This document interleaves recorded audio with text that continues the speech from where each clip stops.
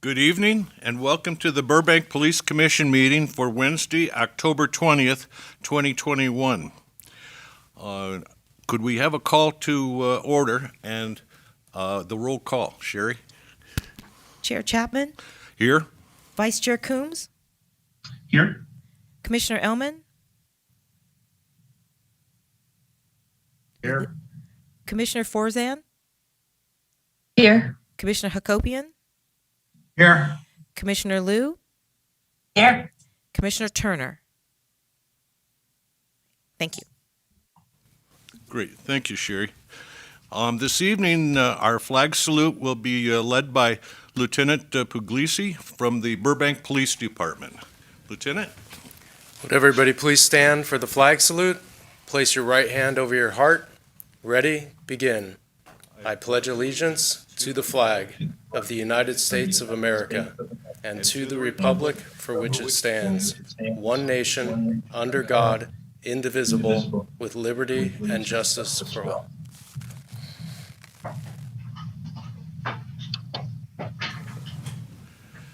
Great. Thank you, Lieutenant.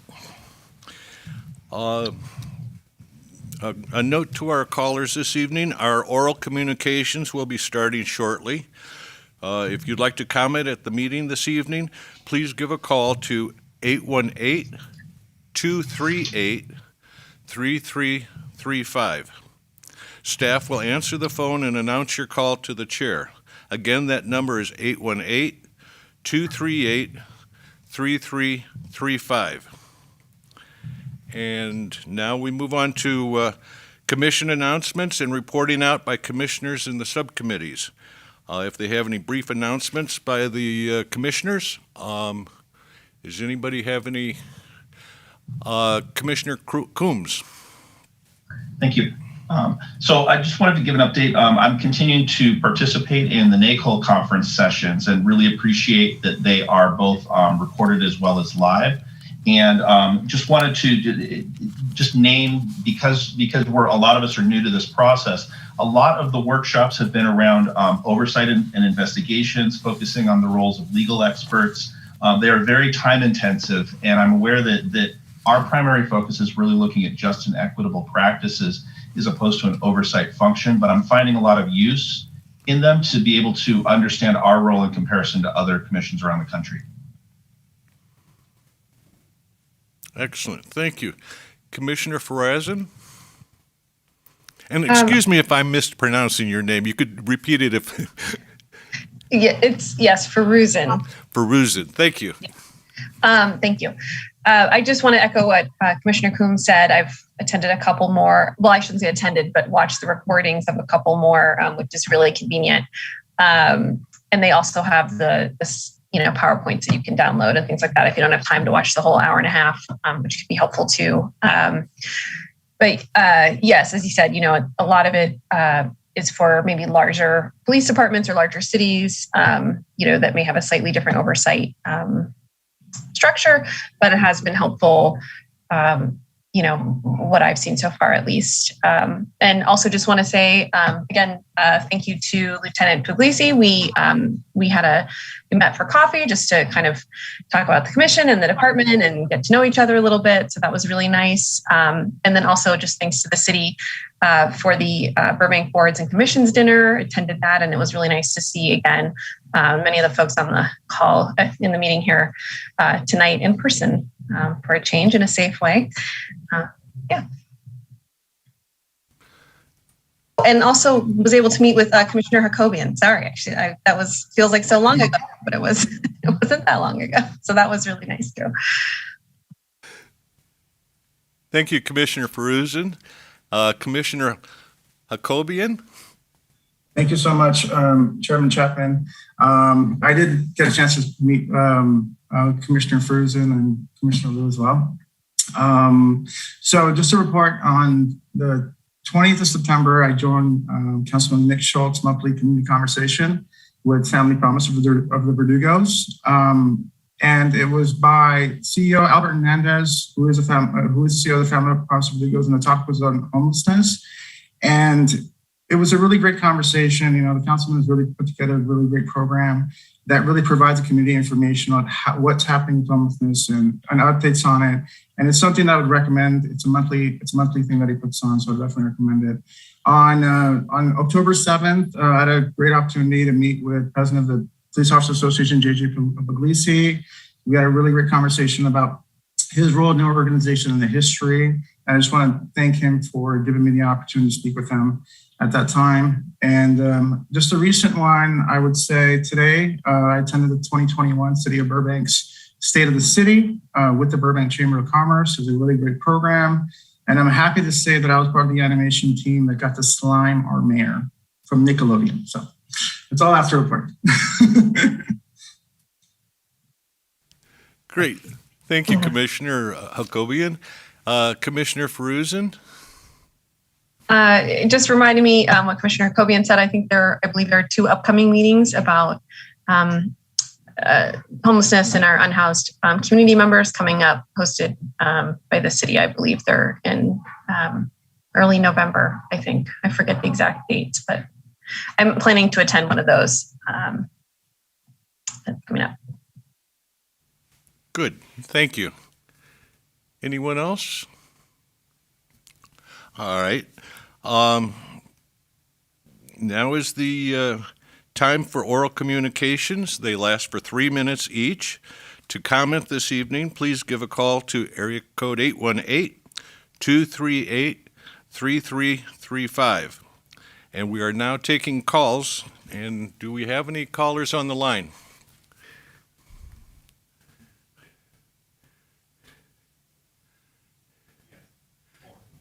Great.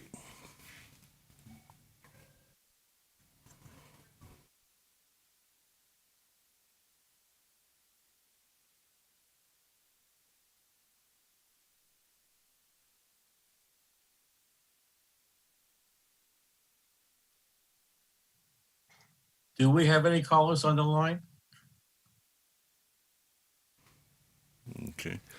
They're dialing in now, and we'll just give them just a few more moments here.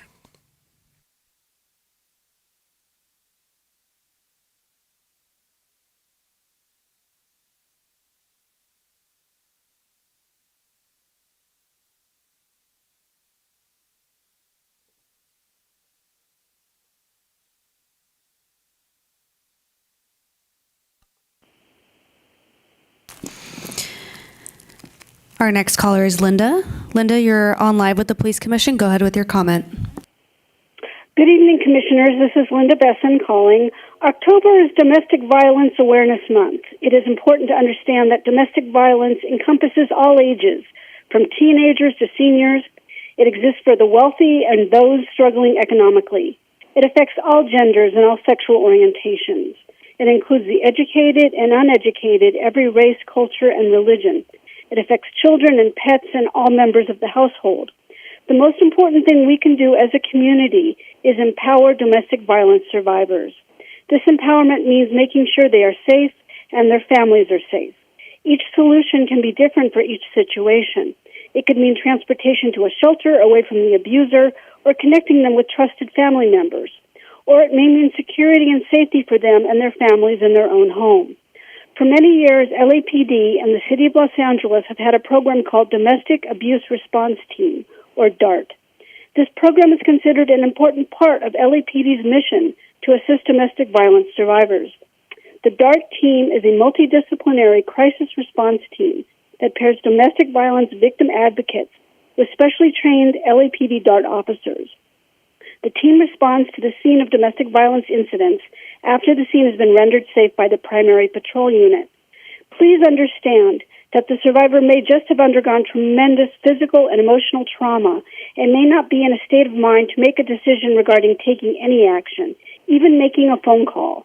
Decisions may need to be made immediately in regard to what steps to take, and the survivor may need guidance at that scene to choose among the available options.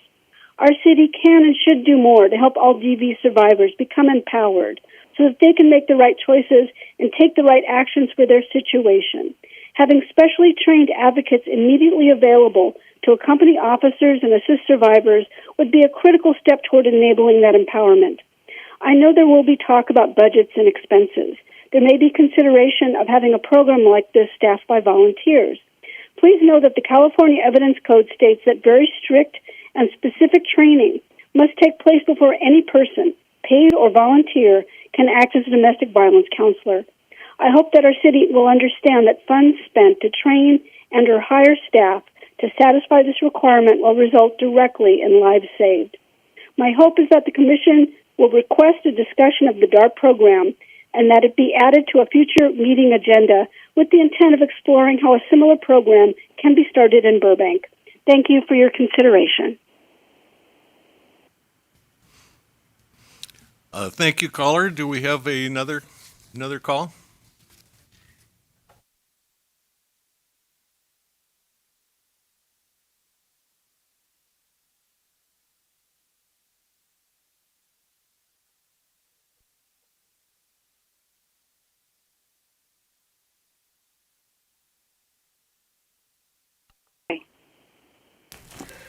Dory, you're live with Police Commission. Go ahead with your comment. All right, thank you. My name is Dory Foster, and I'm one of the founding members of a local Burbank grassroots group. You may have heard of us, called Together We Can. And there's a couple of reasons why I'm calling in. We have met with Sergeant Stone, and Commissioner Hakobian has reached out to us, so I thank you for that outreach. Our focus is been since day one is to address and help resolve speeding and reckless driving and racing in our city. So I really, first off, want to just thank you for holding this meeting and putting that on the agenda, and for your efforts as far as putting, like I said, this on the agenda and having more police presence. We as a group really just will not stop or stay quiet as long until we see a change in our city, as we never want to see another family go through what Natalie, Jaden, and Serene's families have been through. I'm speaking today just really to make sure that you are aware of our group and that we're getting our word out there, as well as the rest of the residents who hopefully are listening to this, that we are a group that are going to continue to not stay quiet and keep speaking up and work with our city officials until we see this change. We've been meeting with many of our city officials as well as our county officials since August 3rd, and really wanted to make everyone aware as well that for anyone who wants to stay up to date with our progress and how they can help, they can email slowdownburbank@gmail.com. And also would love to hear from any one of you, as I know, like I said, Commissioner Hakobian has reached out, and we would love to meet with you as well and continue to work with the rest of our community to really help to continue to make this change. We've really had a lot of feedback and a lot of progress so far from everyone, and we just really want to continue that. And that was it. Thank you. Thank you for the time. Good. Thank you for your call. Do we have any other callers? Yeah. Okay.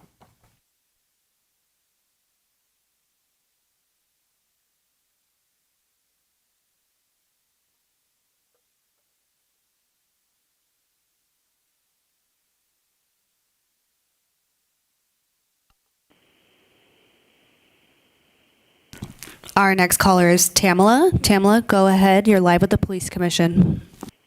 Great. Thank you. Can you hear me okay? Hello? Okay. Yes, we can hear you fine. Okay, great. Thank you. Good evening, Commissioners. My name is Tamala Takahashi. I'm a 22-year resident of Burbank. I'm also the VP of Social Action on the Burbank Human Relations Council Board. I'm calling in tonight regarding item G3 on the agenda, community engagement. The Burbank Human Relations Council has a long history of working side by side with nonprofits, churches, the school district, city staff, and police and fire, and the overall community in Burbank to eliminate barriers that separate people from each other and build bridges of understanding. Our goals are to create an attitude of an environment that is open and accepting of every person in our community, to promote understanding and cooperation among the diverse groups that compose our community, and to study and seek ways to moderate or eliminate intergroup tension. In these goals, we would like to extend an invitation to our police commissioners, especially to our newest commissioners, to come to one of our meetings or to join us for coffee to discuss how we can be supportive partners in community engagement. You can find out more about us at burbankhumanrelationscouncil.org, or you can reach out to me directly. Personally, I appreciate your putting community engagement on the agenda. In speaking to several officers in the department, there is a common theme of the community needs to know us better, and I agree. The community needs to know the police better, and the police need to know the community better. That is an excellent goal to strive for. But I'd like to expand on that idea and say that knowing each other's names and faces isn't quite enough.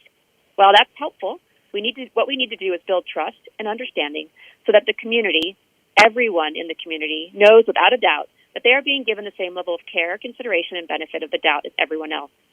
These bridges of understanding don't happen with just a smile and a wave or asking someone to change their minds about something.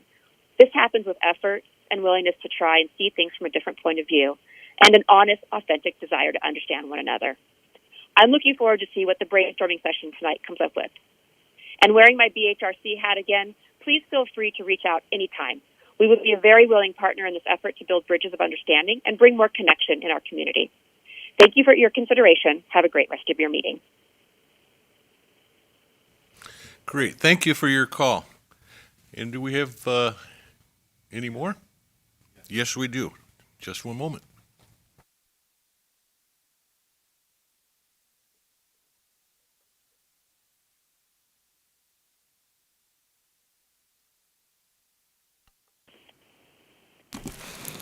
Our next caller is Lori. Lori, go ahead with your comment. You're live with the Police Commission. Hi, my name's Lori, and I'm a resident of Burbank. I was just calling to see if you guys are going to do something about Glen Oaks.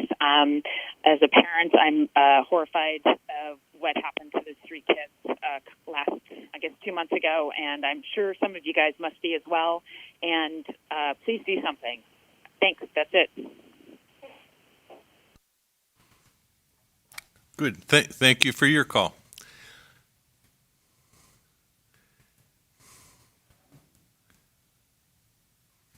And I believe we're done with their call. Good.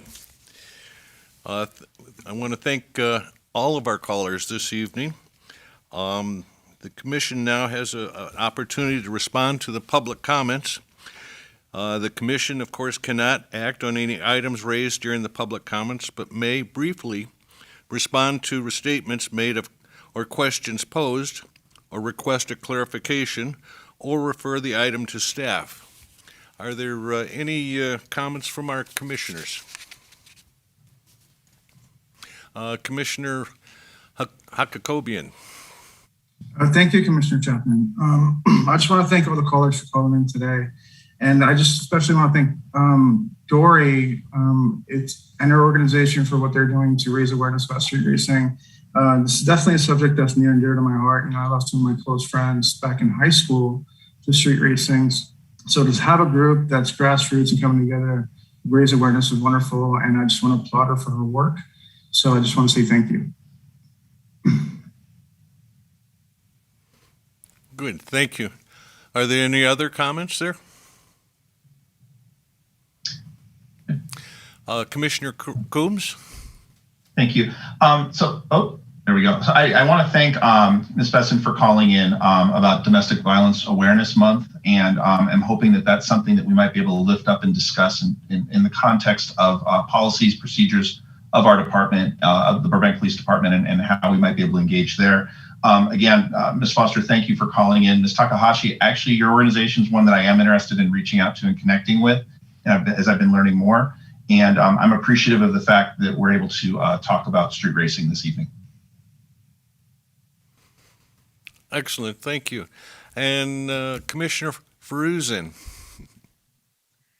I want to just echo the comments of my colleagues, but say thank you to Ms. Besson for calling in. And actually, this relates to one of the proposed agenda items that I was going to bring up later. So I hope maybe you'll be able to join us for that discussion too. I'm interested to look into what the qualifications and training are that are required for such a position, just knowing that we've had success with the MHED team. So I'm the idea of a targeted team is interesting.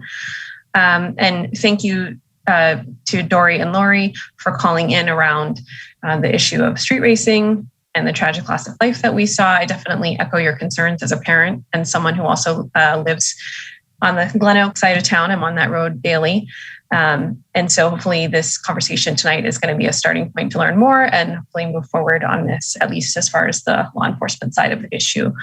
And Tamla, yes, thank you. I'm also looking forward to the outreach conversation, and thank you for your generous offer. I will reach out after tonight to see where we can partner, and outreach isn't necessarily one of my specialties necessarily versus the data research side. So I look forward to learning from all the folks here, and I'm going to appreciate your insight too. Good, thank you. And Commissioner Liu? I just wanted to thank all of the callers, Linda, Dory, Tamala, and Lori, for calling in. I think it's very exciting to actually get community members to call in and voice their priorities, because I think as a commission, that is definitely something that we should kind of take some direction for in terms of responding to the concerns of the community. Very happy to hear that we actually, some of the concerns and some of the areas that they touched on will actually be touched on in this meeting. And I hope that the more, we take away from kind of the findings of this meeting, we can actually engage with Dory, Tamala, and Lori on those particular areas. And to echo Commissioner Feruzin, I agree that this concept of a DART team, would love to learn more about just the current operations and training. And so, that's a little bit further down the line for the agenda items. But thank you to all of the people who called in. I'm glad to see that we're aligned on many fronts. Good, thank you, Commissioner Liu. Any other comments? I too want to thank again all the callers, and we do have opportunities later in the meeting to discuss some opportunities, and we'll move on from there. Right now, we'll approve or ask for approval of the minutes from the September 15th meeting. Does anybody like to make an motion on that one?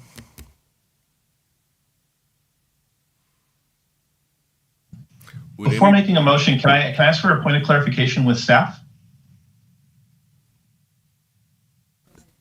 I'm sorry, I didn't hear you. Before making the motion to approve, can we ask for a point of clarification with staff on the minutes? Certainly. Go ahead.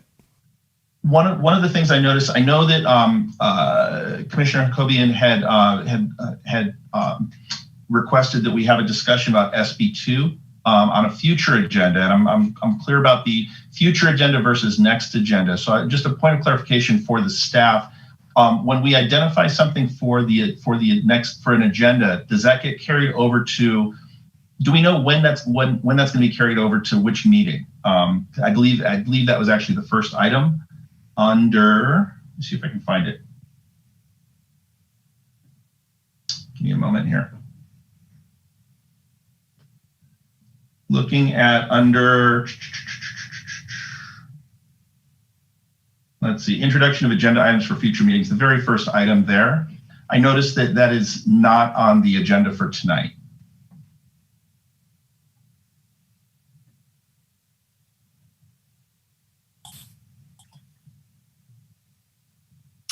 Good evening, Mr. Chair, members of the commission. You all should have received a communication from Ms. Nakamura regarding the topic of upcoming legislation. There is a lot of legislation that is going to become effective come January 1st, 2022. And we did disseminate a summary of some of that legislation for you to do your own research in preparation for a future meeting. If during a meeting you vote and specify a date certain as to when you want to hear a particular topic, then it will be agendized for that date specifically. If it was a more general discussion that you want to bring it back for a future meeting, then it's open-ended and it would really depend upon the schedule of the staff as to when they are prepared to bring that forward to you. So in your discussions about future agenda items, you may want to keep in mind, if you have a date certain when you want to hear an item, you should be specific about the date. Thank you, I appreciate that. Any other questions about the minutes? And can we call for a vote here? Can we, motion here? Sure. I'll go ahead and motion to approve the minutes from September 15th, 2021. As presented. Thank you, Commissioner Coombs. And do we have a second? Second. Commissioner Habakobian has seconded. All those in favor, you want to raise your hand? Okay. We've got Mr. Elman. I wasn't present for the entire meeting, so I will abstain, even though I've watched later on video. Thank you. Now I do want to thank Commissioner Turner for her participation in the minutes here as well. In our items of business this evening, our first presentation is coming up.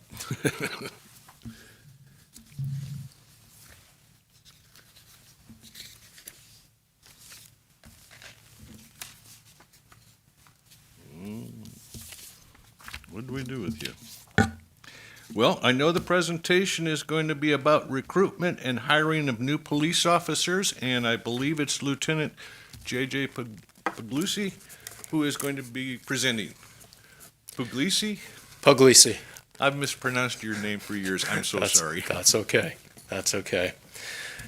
Good evening, Mr. Chair, members of the Commission, Lieutenant J.J. Puglisi of the Community Outreach and Professional Standards Bureau. And I'm here tonight to give you just an overview of our hiring process. Generally, it's got similarities, whether it is sworn or professional staff, but specifically tonight, we're going to focus on sworn personnel.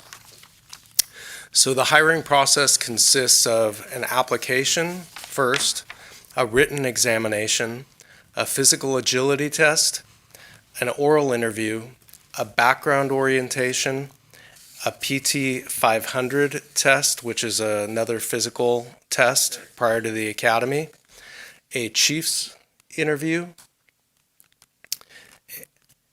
a formal background investigation, a computerized voice stress analyzer test, which is basically like a lie detector test, a truth verification test, At that point, we would give the candidate a conditional job offer. There's restrictions in the employment law that require us to give that conditional job offer prior to moving on to the medical examination and the physical examination, as if any issues arise out of those two examinations, then we would need to engage in the interactive process under ADA. So to go into a little detail on the written process, we have over the past few years moved to using an outside entity to administer our written test. We utilize the National Testing Network. National Testing Network is utilized by law enforcement and public safety agencies across the country. It's about 2.25 hour examination, and the components cover human relations, which is assessing judgment, their public relations abilities, their ability to work as a team, and there's also a report writing component, as that's a large part of our job, and reading comprehension. Every quarter, the National Testing Network provides us with demographic data regarding who is taking the test, or who's applying, who's actually showing up, who's taking the test, who's passing the test, so that we can assess if there's any areas that appear to be problematic in terms of our recruitment and what demographics we're seeing come through the written test and move on in the process.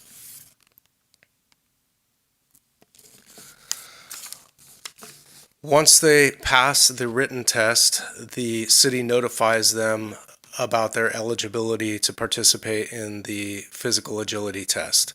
The physical agility test is comprised of tasks that are common to the profession, as well as certain standards that are set by California Post, which is the Peace Officer Standards and Training Commission, and they have codified requirements that recruits in the academy are required to be able to perform to successfully move on to continue their career in law enforcement.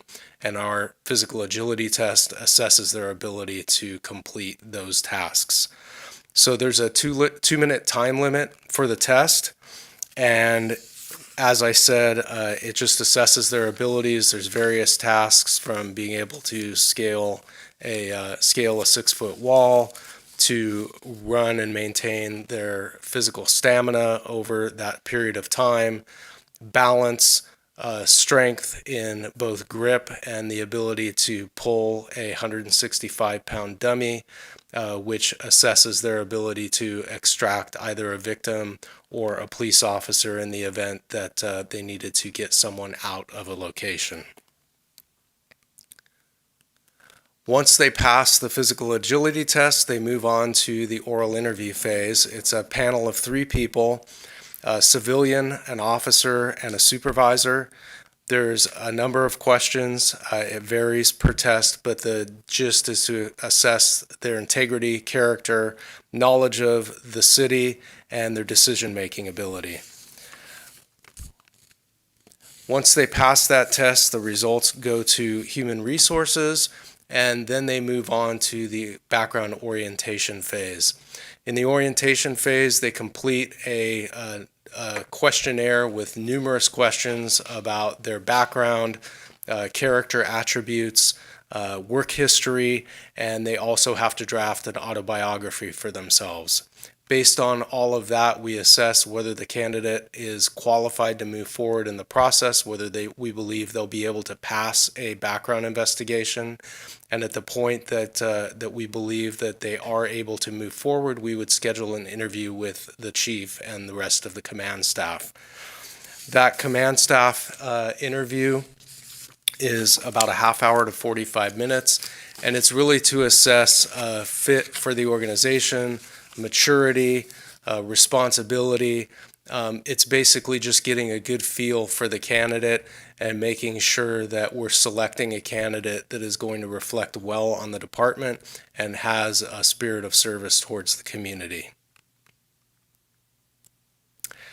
After the chief's panel, once the chief gives us the go-ahead, we would begin a background investigation on the candidate.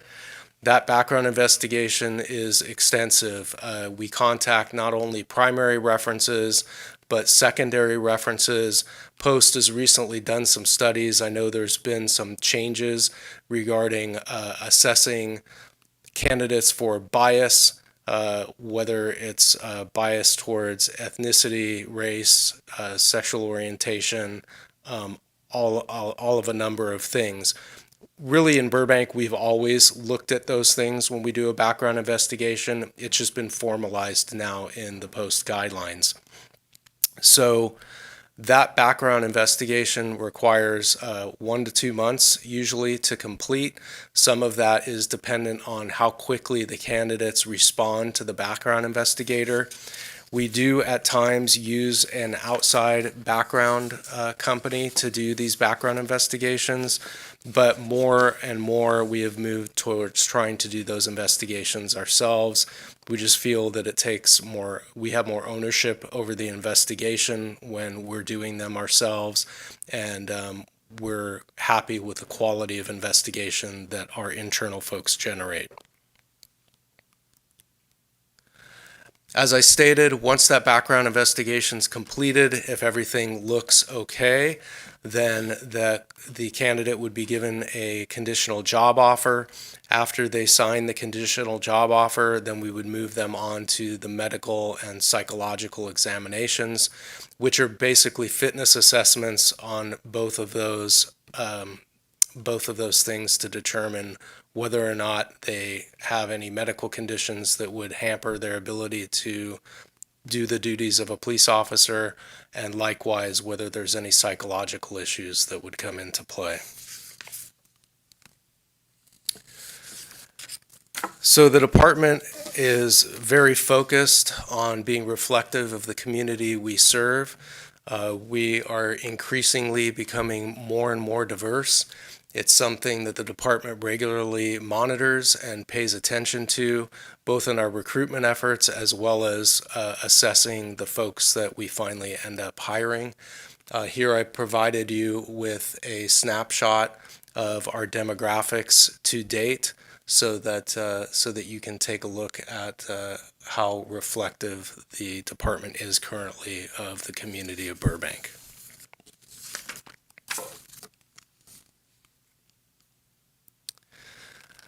So this slide here is just to demonstrate that it is not an easy process. We are not just taking anyone that walks off the street and wants to be a police officer. Along the way, there's a high degree of attrition. And for example, here for police recruit, we had 433 applicants last year. Of those, 17 were hired. Or since 2020, I'm sorry, last year, and laterals, 221 applicants and 6 were hired. So that's a 4% higher rate for recruits and about a 3% higher rate for laterals. With that, I'm happy to answer any questions that the commission might have. Good, thank you, Lieutenant. Do any of our commissioners have any questions?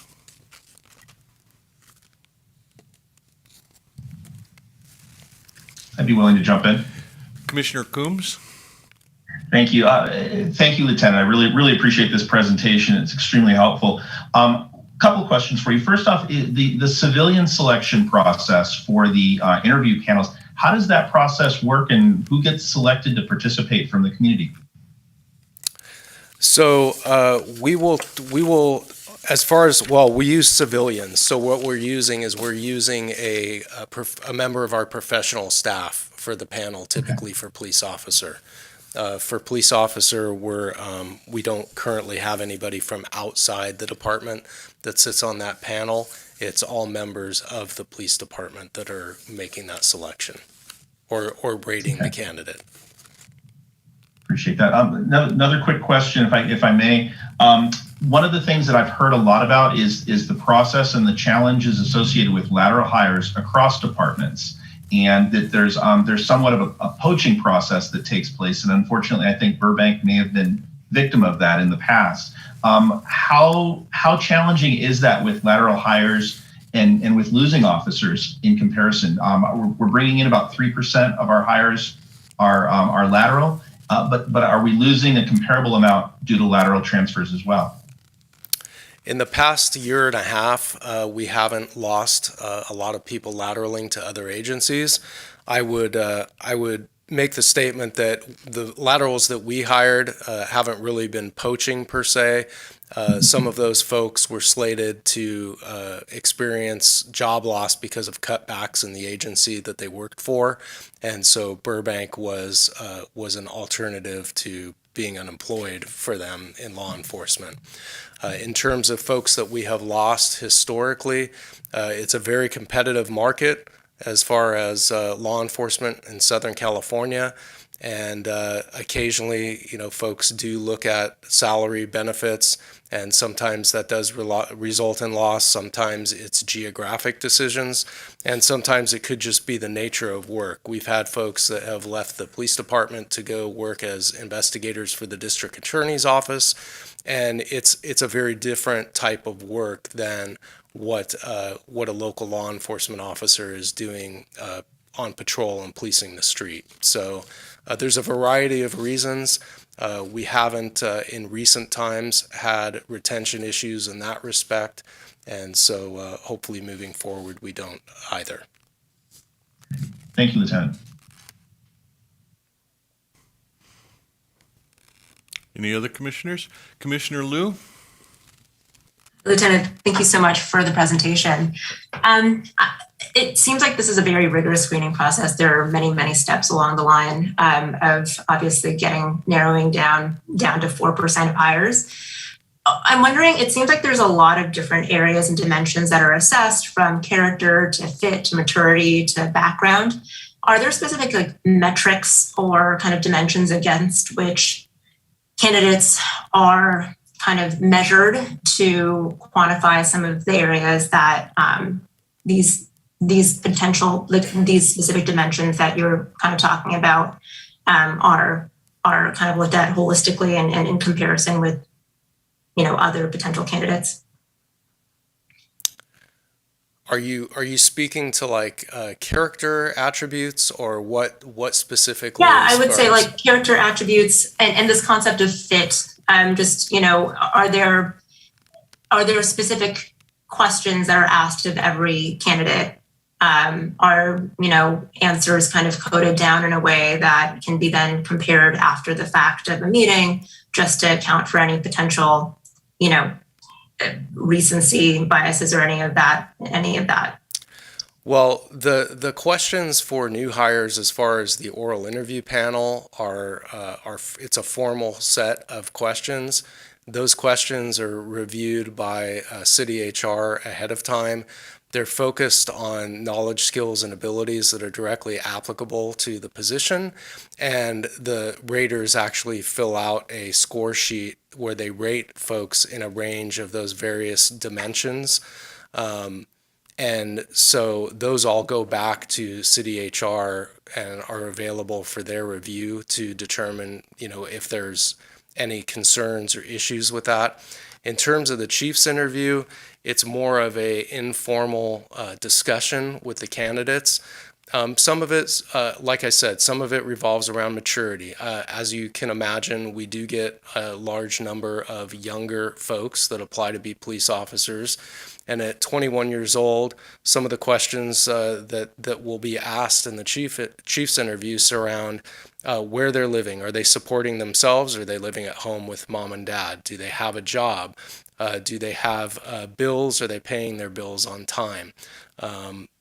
Things like that, just in terms of responsibility, because once they get out of the academy and they're in a police car working the street by themselves, there's a huge degree of responsibility on their shoulders, and it's assessing whether or not those folks have a demonstrated history of being able to shoulder that responsibility once they become a police officer.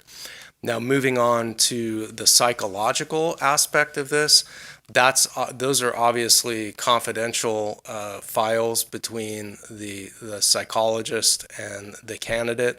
What the psychologist provides to us is basically just a assessment that someone either is suitable or not suitable for the position.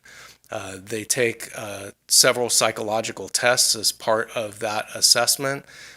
But as far as that data being openly available to us, because of medical confidentiality reasons, that data is not shared with us. That's the psychologist only.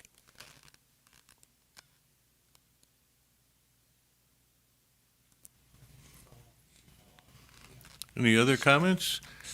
Commissioner Elman? Good evening, Lieutenant.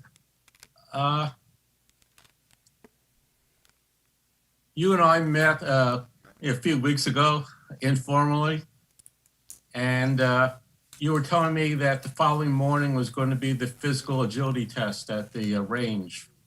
Could you tell us how many people were supposed to take the test, how many did show, and how many passed?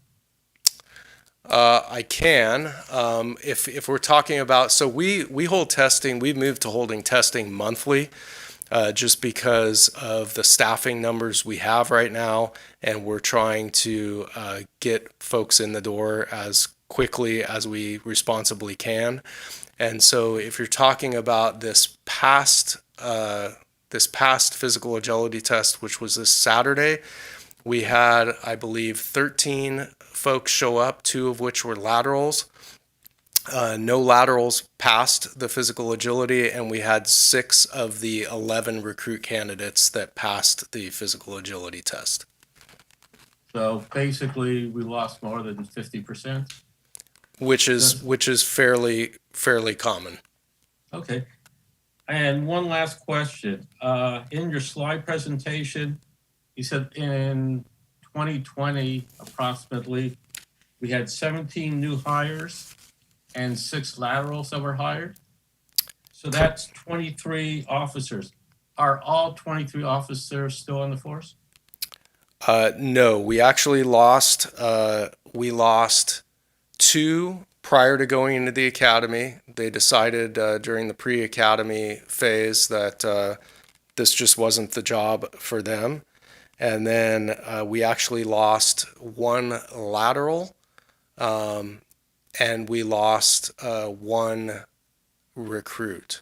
So out of the 23, there were 4 that either decided on their own to leave, or actually I think all of them elected to resign of their own accord.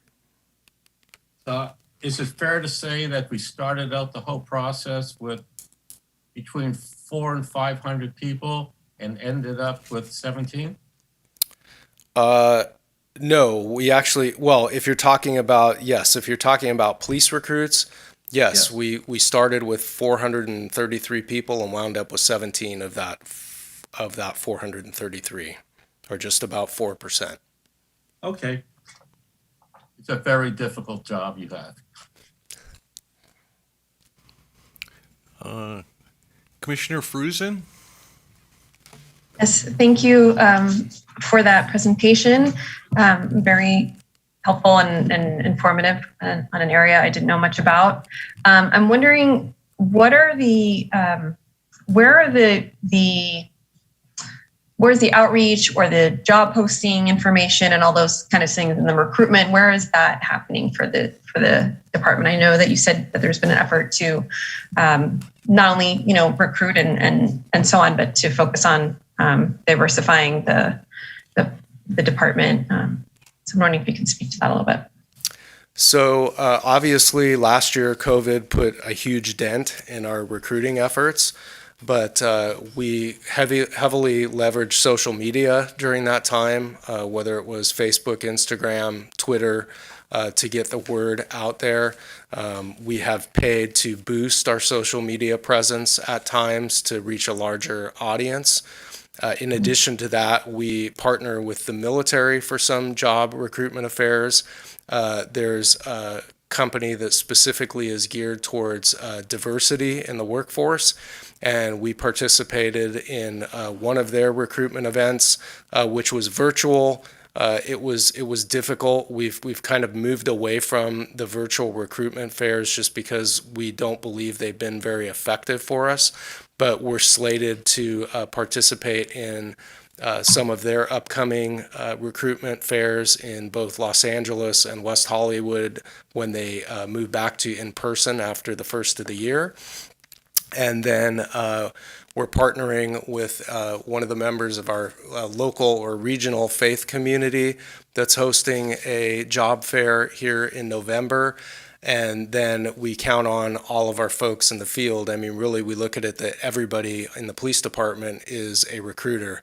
And we encourage everybody that runs across anybody in the field that seems like they would be a good fit for law enforcement to try to get them to have some interest and apply for the job. Because really, I mean, we want to see, we are the community. The members of the police department are members of the community. And when we speak about change and everything else within law enforcement, we want to see folks be a part of the change that they want to see. And the only way that happens is for people from the community to get involved and to actually go into law enforcement and do this job. Thank you for that. And I have one sort of related question. I'm sure there's a variety of backgrounds and experiences that people are coming from, but is there kind of in general a type of background, whether that's educational, professional, that you all are looking for specifically, or is it really open and it's more just about, you know, the person and their, like you said, their, you know, personality characteristics, maturity, you know, physical, you know, fitness and so on? I think it's a lot of it is there's obviously hard skills there. I mean, you have to be able to write, you have to be able to articulate when you speak. There's a certain level of physical fitness you have to have, but as important, if not more, are the soft skills. It's the emotional intelligence. It's the ability to relate to people. It's the spirit of wanting to serve the community. And honestly, if you look at the gamut of folks that we've so far, I mean, that was 23 last year. We're up to 35, I believe, this year that we've hired. And it's folks from all walks of life, all demographics, all previous professions, all ages, probably with a slight lean towards younger folks. But it's people with all different backgrounds, but they possess those hard skills and those soft skills that are so critical for law enforcement.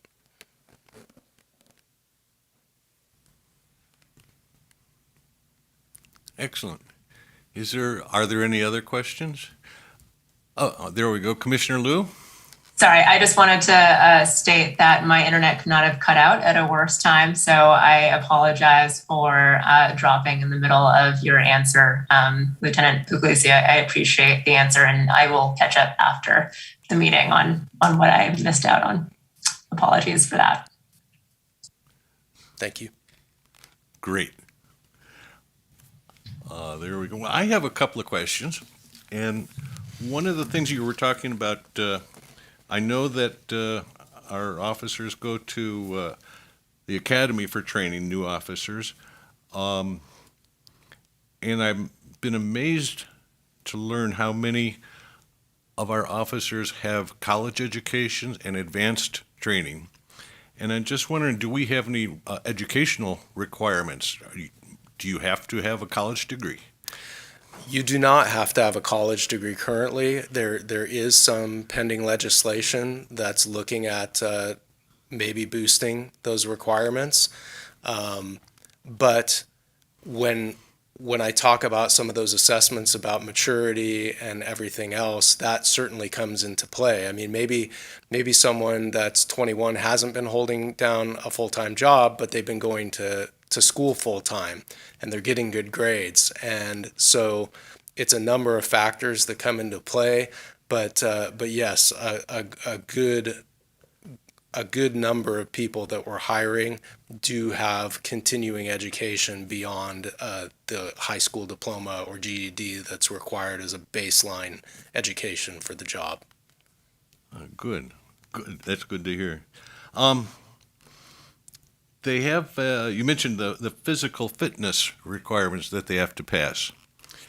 And just curious, is that something that has to be passed on a continuous basis over the years? So currently, not for all the members of the police department. The only members of the police department that are continually undergoing having to go through a physical agility test are the members of our SWAT team, because of some of the rigors that are involved in that position. The department for a number of years was doing continual physical agility testing, but what they were finding is that officers were getting older, folks were getting injuries participating in the physical agility test, which created some issues for the department in terms of staffing and everything else. We did participate in a voluntary wellness program for a while with the city. That's certainly something that a lot of folks were open to and did enjoy, and we're certainly open to moving back towards that model. But currently, no.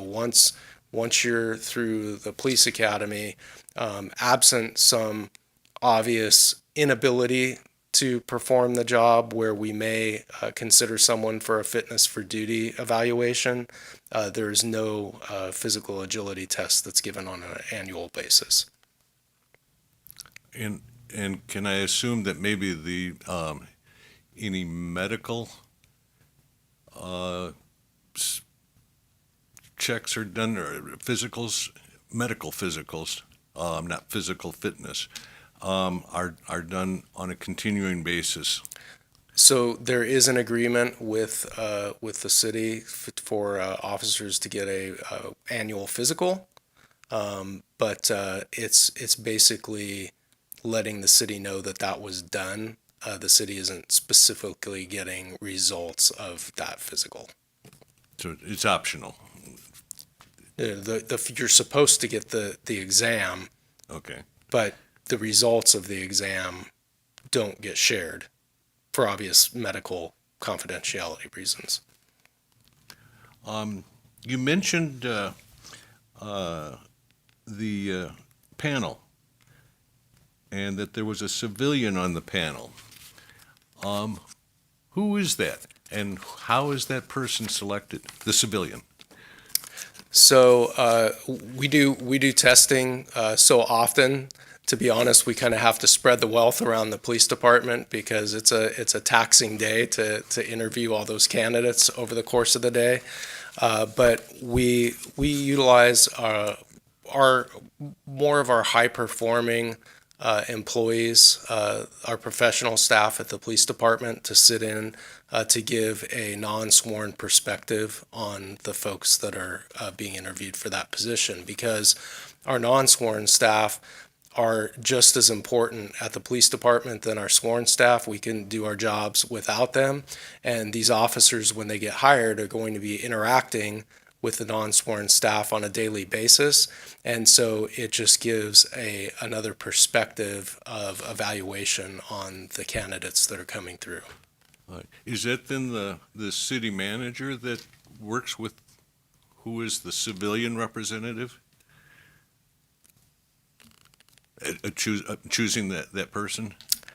Or is that the chief? No, that would be us working with city HR to select who's going to be on that panel.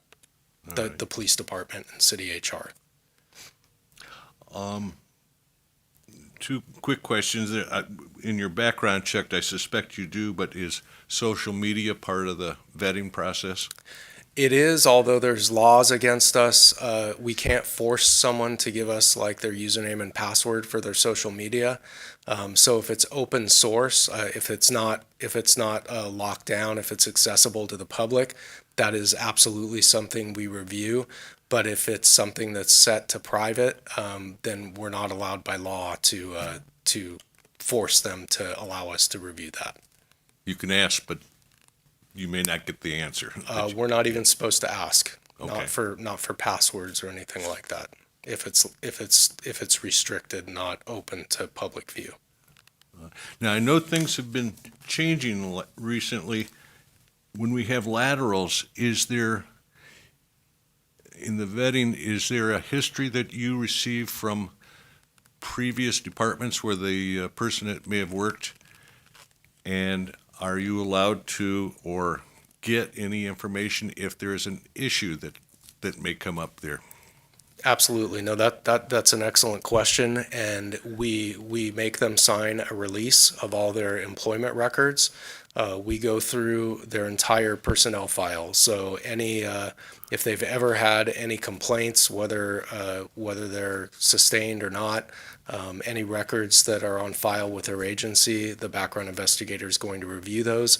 And we also run the candidates against the National Decertification Index to make sure that they haven't been decertified at some other police agency, and now we're trying to get hired by Burbank. Now, is there any protection for the individual, say, if they had gone through some process with an internal affairs? Would that kind of information come up to you to our department when we're looking at a recruit? Yes, it would. It would, okay. Yes. Good. Great. I appreciate your presentation. It was fantastic. Thank you. Thank you, sir. Any other questions? Oh, I'm sorry. Commissioner Elman? One last question. If you can you speak a little bit about the cadet program and how it is a pipeline to the department? Absolutely, and I'll tag on to that also our Explorer program. So we do have what I would consider an excellent feeder pool for the not just the police officer position, but for positions throughout the police department. So we have a Explorer program that is for kids that are from 15 and a half to 21 years of age. They meet a couple times a month. And basically, it's a familiarization and immersion into what law enforcement is all about and all the facets of what we do, not only on the sworn side, but also on the side of professional staff within the police department. They participate in ride-alongs, they do community service, they're involved and volunteer at community events, they help us out with training. And so that is an excellent tool, not only to engage with youth in our community, but also as a potential feeder pool for job candidates down the road. Now, once they get into college, we actually have a cadet program as well, where they can get paid to work for the police department. And we immerse them a little more at that level. We distribute them throughout the various divisions in the police department. They write basic police reports, they go on ride-alongs, also assist us with community activities and events, and they're required to maintain a certain GPA while they're in school. They have to carry a certain load of units, and which we check on regularly, and the department works with them and works around their schedule in order to be flexible and keep them employed. And again, the goal is to have that be another feeder pool, not just for sworn positions, but for all positions within the police department. And I can tell you, we currently have at least 5 former explorers working for the police department right now, and at least a couple cadets, and 3 of those are in supervisory positions right now. Cool. Good. Well, thank you very much, Lieutenant, and we appreciate your coming this evening. Thank you, Commissioners. Have a good night. We'll move on here with our next item of business. We have a presentation and a discussion on street racing within the city, with some statistics related to street racing as a crime and police response to that particular crime. And I believe we have Sergeant Fletcher Stone to make a presentation this evening? Good evening, Sergeant. Good evening, Chairman Chapman, members of the commission. I'm Sergeant Fletcher Stone. I'm currently assigned as a supervisor within the Burbank Police Department Traffic Bureau. I've been assigned to that unit since January of this year. What I'm going to be doing is giving you a brief overview of the Traffic Bureau in terms of staffing, reported collisions, some of the other things that have gone on in terms of also our response to speed enforcement and more specifically reckless driving and street racing. Currently, we are allotted 12 motor officer positions, 2 motor sergeant positions, and 1 lieutenant within the Traffic Bureau. Our current staffing is 10 motor officers, 1 sergeant, 1 lieutenant. On average, due to injuries, military deployments, some other things, we average about 8 officers assigned to the motorcycle that are deployed at any one time. During that, their primary focus is the investigation of and reporting of traffic collisions and then enforcement of vehicle code violations throughout the city. To kind of give you a background on our traffic collisions, back in 2016, we actually had 1,473 reported traffic collisions. 2021 year to date was 593.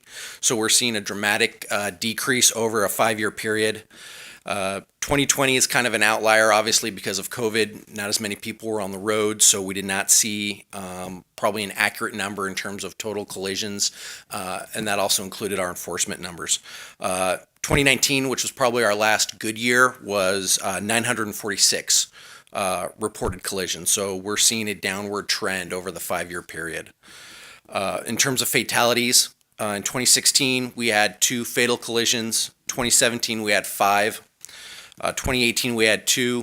2019, we had 3. 2020, we had 3. And currently, year to date, in 2021, we've had 4 fatal collisions.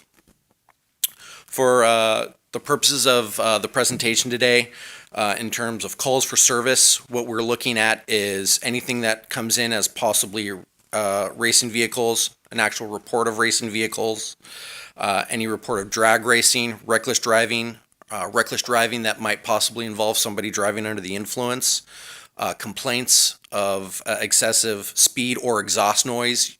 Those typically tend to go together, and then motorcycle racings. So in 2017, we had 739 calls for service included for all of those categories. In 2018, 573. In 2019, 546. In 2020, we actually saw an increase to 616, and I'll discuss that in a moment. And then in 2021, year to date, we've had 458.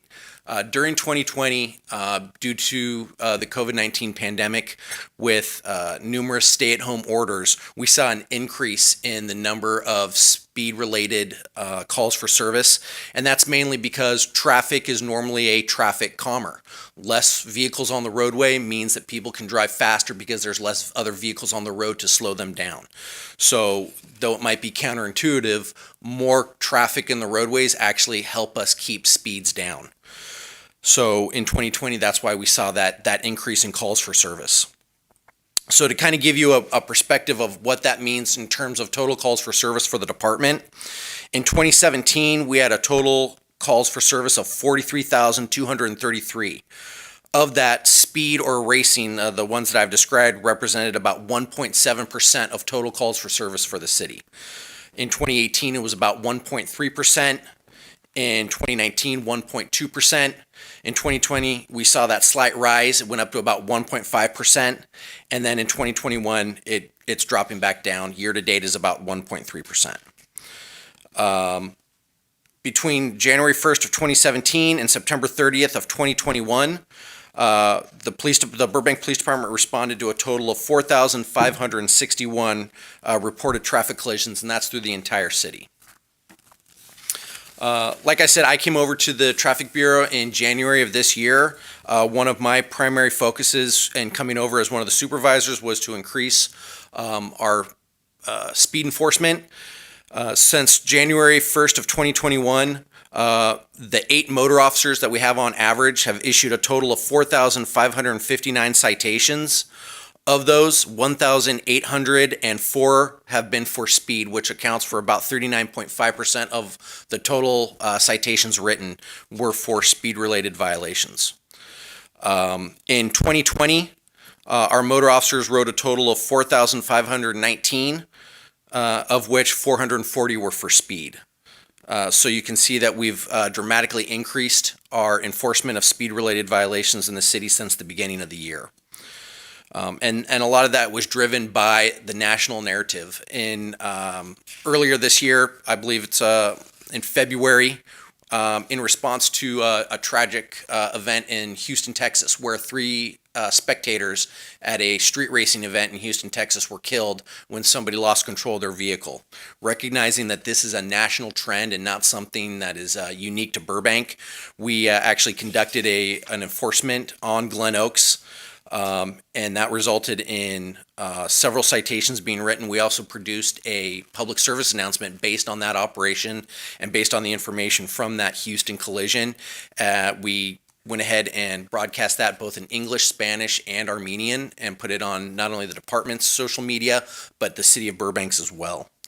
So we've been trying to stay ahead of the issue of street racing within our community. We recognize just how dangerous it is, and unfortunately that fact was proven true with the fatalities that occurred on Glen Oaks in that accident. So we will continue as a bureau to address these issues. I know that one of the other questions was reckless driving in terms of arrests that were made. So from January 2020 through the 21st or August of 2021, we had a total of 7 arrests specifically for reckless driving or street racing. Now that does not include that fatal collision, as they were arrested for second-degree murder, so that doesn't happen. And then also it wouldn't include numbers for DUI, where sometimes we will see a DUI being a more serious offense. That's the higher charge, so that's what it would be reported under, as opposed to just reckless driving. So there may be elements of reckless driving, there may be elements of speed racing. However, if they were determined to be under the influence, it would fall under the DUI category as opposed to the street racing or reckless driving.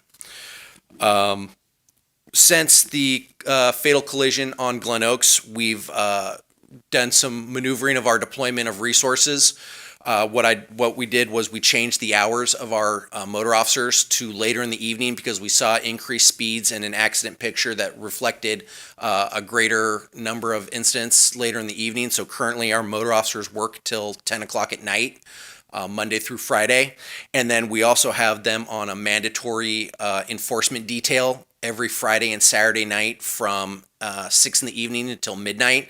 So we have anywhere from 2 to 3 motor officers that are doing nothing but enforcement. They're not conducting accident investigation, taking reports. Their sole purpose is to address traffic concerns within the city, namely the speed, the reckless driving, and the excessive noise from exhaust that is usually common with street racing. So that's kind of just a brief overview. I'm more than happy to answer any questions that the commission might have that needs more specificity. Good, thank you, Sergeant. Do any of the commissioners have any questions? Commissioner Hakobian. Sergeant Stone, thank you so much for the presentation today, and giving us the statistics on street racing. Sorry about that. I have like 2 questions. So first part is, I noticed, because I live in an area where Glen Oaks and Alameda intersect, and I see a heavy police presence there. And first of all, the first question is, what can you tell us about the problem areas of Burbank, or things that we should be aware of? Also, as citizens of the community, just for our safety, just to know which areas are, I guess, the places where kids, or there's a lot of drag racing or a lot of reckless driving. Also, what are we looking at as far as speeds go? The average speed you guys are, ticketing these drivers? Yes, sir. So obviously, anywhere that you have flat, straight roads, you're going to have speed issues. So one of the things we look at is we look at Glen Oaks, we look at parts of Hollywood Way, Buena Vista, Victory. They also tend to be our major thoroughfares. San Fernando going up into the city of Los Angeles, it's straight, it's flat, so it's an easy place for people to speed. We try to target all of those areas. Again, we're responsible for 17 square miles of roadway with 8 motor officers. Obviously, we work well with our patrol partners who are out there 24/7. They help address these issues as well. In fact, they've done a phenomenal job of stepping up when the motor officers are not working to address some of these complaints. For Burbank, it's a little trickier. We tend to not have the same issues that some of the other cities have in terms of an organized street race where groups of people pre-plan the event, they pre-plan the location, they respond there, they take over the intersection or take over a certain stretch of roadway and then conduct the event. Our incidents tend to be more kind of on the fly, where two people see each other, they rev each other's they rev their engines and then they take off. So that's a little bit harder to combat because of the impromptu nature of the event. We do have car clubs that do come to Burbank. Those tend to be more, they come into a parking lot. We don't see a lot of street racing from them because, again, we are able to develop intelligence and we have usually a pretty strong presence for those types of events. So it makes combating street racing in Burbank a little trickier than you see maybe in LA or some of the larger areas where they have those takeover types events. Problem areas, like I said, they're going to be citywide. We get complaints up on the Hill. We get complaints on Alameda. We get complaints of speeding vehicles on small residential streets. So it's, and obviously after Glen Oaks, speed is a very passionate issue with a large number of the community. So we try to address them as they come in. Thank you very much. Commissioner Fruzen? Thank you. I have a couple of questions, and you've already answered some of them. I'm wondering, can you share what the procedure is when responding to these types of events? So, what are the possible legal consequences, or what are the breadth of actions an officer can take when there's they've witnessed a traffic violation? And how do officers? What's kind of the process of, if there is some discretion there, of deciding what the outcome will be? Are you talking about specifically to street racing or any traffic stop? The street racing, yes, speeding, reckless driving, okay, those kinds of things. Yeah. So depending on what the officer is going to be investigating, if it's just a speed complaint, that is considered an infraction under the vehicle code, which requires the officer to actually witness the violation, and then he has the discretion onto whether or not to cite the violator for that. When it comes to reckless driving, that is a misdemeanor under the code, so we can rely on things other than just the officer's observations. That usually will require somebody who witnessed the event to sign what's called a citizen's arrest, meaning that they witnessed it, they can positively identify the offender, and then they want that person arrested, and they will sign a form. Otherwise, that is considered what's called a misdemeanor not committed in our presence, and that limits whether or not we can actually take them into custody. In those cases where we don't have someone who's willing to sign a citizen's arrest, we will usually go, if we have workable information to identify the driver, we will do what's called complaint route, where we generate a report. That report is then submitted to the city attorney. The city attorney reviews it, and then the city attorney can elect to file charges against that person, at which point they will be notified that they need to appear in court. So those are kind of the two routes when it comes to street racing. Obviously, if somebody's willing to sign a citizen's arrest, we can take them into custody at that time. When we do arrest somebody for reckless driving or street racing, they're afforded the same constitutional rights as anybody else charged with a crime. They'll be arraigned. They'll either plead guilty or not guilty. If they plead not guilty, they'll be given an opportunity to have a trial. In terms of what we can do on the street at that time, if they are arrested for or cited for street racing or reckless driving, the vehicle code does allow us to seize their vehicle up to 30 days. What that does is that allows us to take the vehicle, we tow it, we hold it. They can have an impound hearing to argue why that was not legal or why it shouldn't have been taken, but we can actually hold on to that vehicle for 30 days under a specific section of the vehicle code. So that is a good deterrent for us, because what we're seeing is a lot of these drivers tend to be younger male drivers. The registered owner of the vehicles tend to be parents. And then when the parents end up getting a bill for having to have that vehicle stored and impounded and everything else, that can have almost a greater deterrent effect than maybe the legal process, especially if they're juveniles. So those are kind of some of the tools that we have when we approach one of these issues out in the field. Follow-up question, and I understand if this is more of a general answer, since you probably may not have anticipated this question or not, but do you see a lot of repeat offenders? I'm just wondering in terms of, like, as you mentioned, so the impound fees, losing the car for 30 days are a deterrent, and in other cases, an arrest and so on. Do you find that that these are, there are a lot of repeat offenders, or is it just different folks every time? So in terms of speed, we absolutely see repeat offenders. When we were conducting one of our enforcement operations on Glen Oaks, we stopped a gentleman up towards Keystone area and issued him a citation for speed. About 10 minutes later, he was stopped by officers on the south end towards Providencia, speeding again. So we're talking less than 20 minutes later, and he's still speeding. Just the other day, we arrested somebody for doing 93 in a 35, and his statement was that he was best friends with one of the people that were tragically killed on Glen Oaks. So, yeah, there's a messaging issue there. We don't see it in terms of when we take a car. We sometimes see those people again, maybe not for reckless driving, but we do see speed. I can tell you that the drivers that were involved in the fatal collision had both had prior speeding citations, had both been advised the dangers of speed. So we do see it. We may not see it as much in terms of the same degree where it's reckless driving, but there is usually a correlate. We see some speed tickets and then a reckless driving or a speed contest, something like that. So they are common in that regard. And one last question, if I can. If either Mayor Frutos or Councilmember Schultz is on and willing, and if it's appropriate, I'm wondering if they could share just a brief update on kind of where City Council is on this issue, as I know it's been brought up there as well, since it doesn't just relate to the police department, and any related discussions or policy proposals happening on the City Council side for other departments. That's all right. I'm not sure that they can speak ordinarily at a commission meeting unless it's on a specific agenda and invited.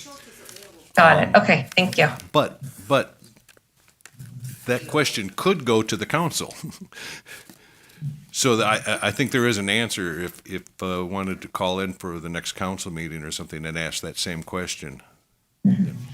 Mr. Chair, looking at how the item is agendized, if either council members would like to speak, I do believe it is within the subject matter of how it was agendized. However, my recommendation would be for you to continue any questions or discussions amongst the commissioners first, and then at the end, if a council member chooses to add to the discussion, they can do that at the end.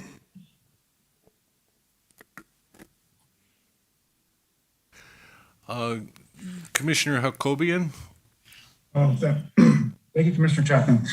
Short and Stone, you mentioned something earlier about a citizen's arrest, and I live on a surface street above Glen Oaks, and I see young kids just blazing through these residential areas at 60, 70 miles an hour. As a community member, what can we do as parents? What can we do to protect our children, from this? Is there anything that we can do from our position? Well, there's three components to traffic enforcement. We call them the 3 E's of traffic. It's engineering, enforcement, and then lastly, education. as a community member, as a parent, I can't stress enough the importance of the education component. We do community outreach. We have actually started partnering with the schools to get, now that they're teaching driver's ed and health classes again, we're actually going to be speaking with the schools about getting our officers in there to talk about speed as part of that program that's been absent for a while. So again, education is a huge component. I can tell you that I've been a member of 3 different police departments. I've been a motor officer at another department, and then I've been here at Burbank for almost 11 years now. We are not going to be able to ticket our way out of this situation. Like I said, we're writing people tickets on the same day for the same thing, 20 minutes apart. So the education component is going to be huge, and that starts at home. Again, we're seeing the vast majority of people that are involved in this type of activity are younger males. That's a traditional thing that goes back years. But education at home, being involved in your community, being involved in speaking to your kids about the dangers of speed, those are going to be some of the things that have a more lasting effect. Not, if my kid gets a speeding ticket, my kid's not going to have a car for a while. So understanding that there's going to be consequences at home that's probably going to be more severe than what they're going to face through the legal system is probably a greater deterrent. And that starts with the parents at home. So that's probably the best thing that I can tell you from the enforcement or from the police department stand side is that education component. Thank you. Commissioner Allman?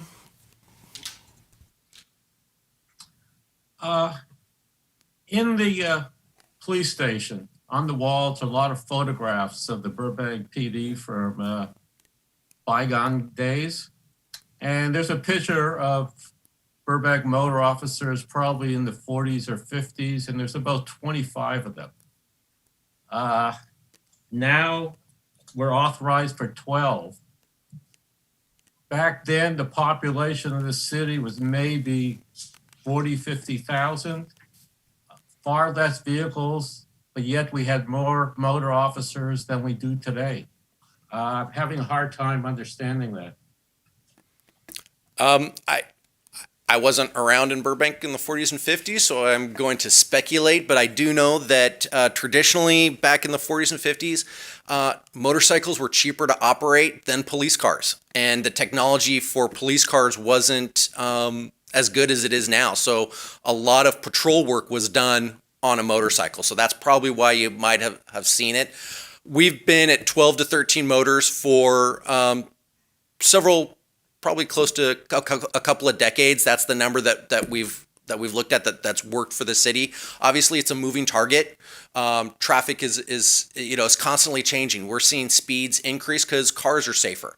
Seatbelts, restraint systems are safer, so that we're seeing reduced injuries. So people don't associate the severity of injury with speed or something like that. So technology and some other things have had an effect on why you might see that number change from the 40s or 50s, where back then, if you were in a traffic collision, there was no seatbelt, everything was metal, you were probably going to have a more significant injury than you are in a modern vehicle today. So that might play something into it, but in terms of the actual reason why they had 25 back then is beyond my abilities. Also, I want to echo what a lot of residents have told me is they're very happy there's enhanced enforcement on Glen Oaks, but they feel that when you guys do it, the driver just move on to 6, Kenneth, or Bel Air. And you guys can't be everywhere. That is true, sir. And that's true with a lot of criminal activity. It's called displacement, where if we address an issue here, if we're not dealing with what sometimes can be the root cause of it, then what happens is it goes from here and it moves over there. So like I mentioned before, traffic is a moving target. If we are doing heavy enforcement on Glen Oaks, you're going to start seeing speeds elsewhere because we're focusing there. What we do is we try to stay on top of that. We have a robust interaction with the community. I get phone calls every day about speed issues, and then I try to deploy my officers. We use technology. We have speed trailers that we put out on streets, and they not only advise people of their own speed, but they actually collect data. It tells us how many cars drove through that area, what the 50th percentile was, the 85th percentile was, what times did we see the most traffic, so that way I can use that information to more strategically deploy our assets to affect those problems. Thank you. There we go. Commissioner Fruzen? I see that Commissioner Liu has a question. I will let her go first since I've already asked many questions, and I'll wait till she's done. Thank you. Thank you, Commissioner Fruzen.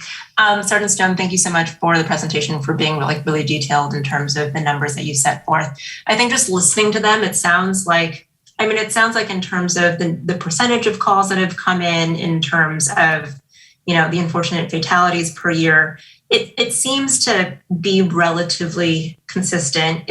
And as you continue to focus on ticketing and on monitoring, you're able to increase the stops that you make. But as you mentioned, there are those three areas: the education, the enforcement, and the engineering. I'm kind of curious, especially to your point that the enforcement part, you're not going to ticket our way out of this. When it comes to the abilities to deploy resourcing, have there been any tests of ways to discourage speeding in a way that is different from ticketing? And I'm not sure this is within the police department's purview or there's another department to enforce such a thing, but things I'm thinking of is when you say, a lot of the racing happens on these flat streets overnight at certain hours of the day where the motor officers are not actually working, are there ways to narrow the streets or to to discourage speeding in the first place, to actually kind of cut the instances of speeding versus ticketing?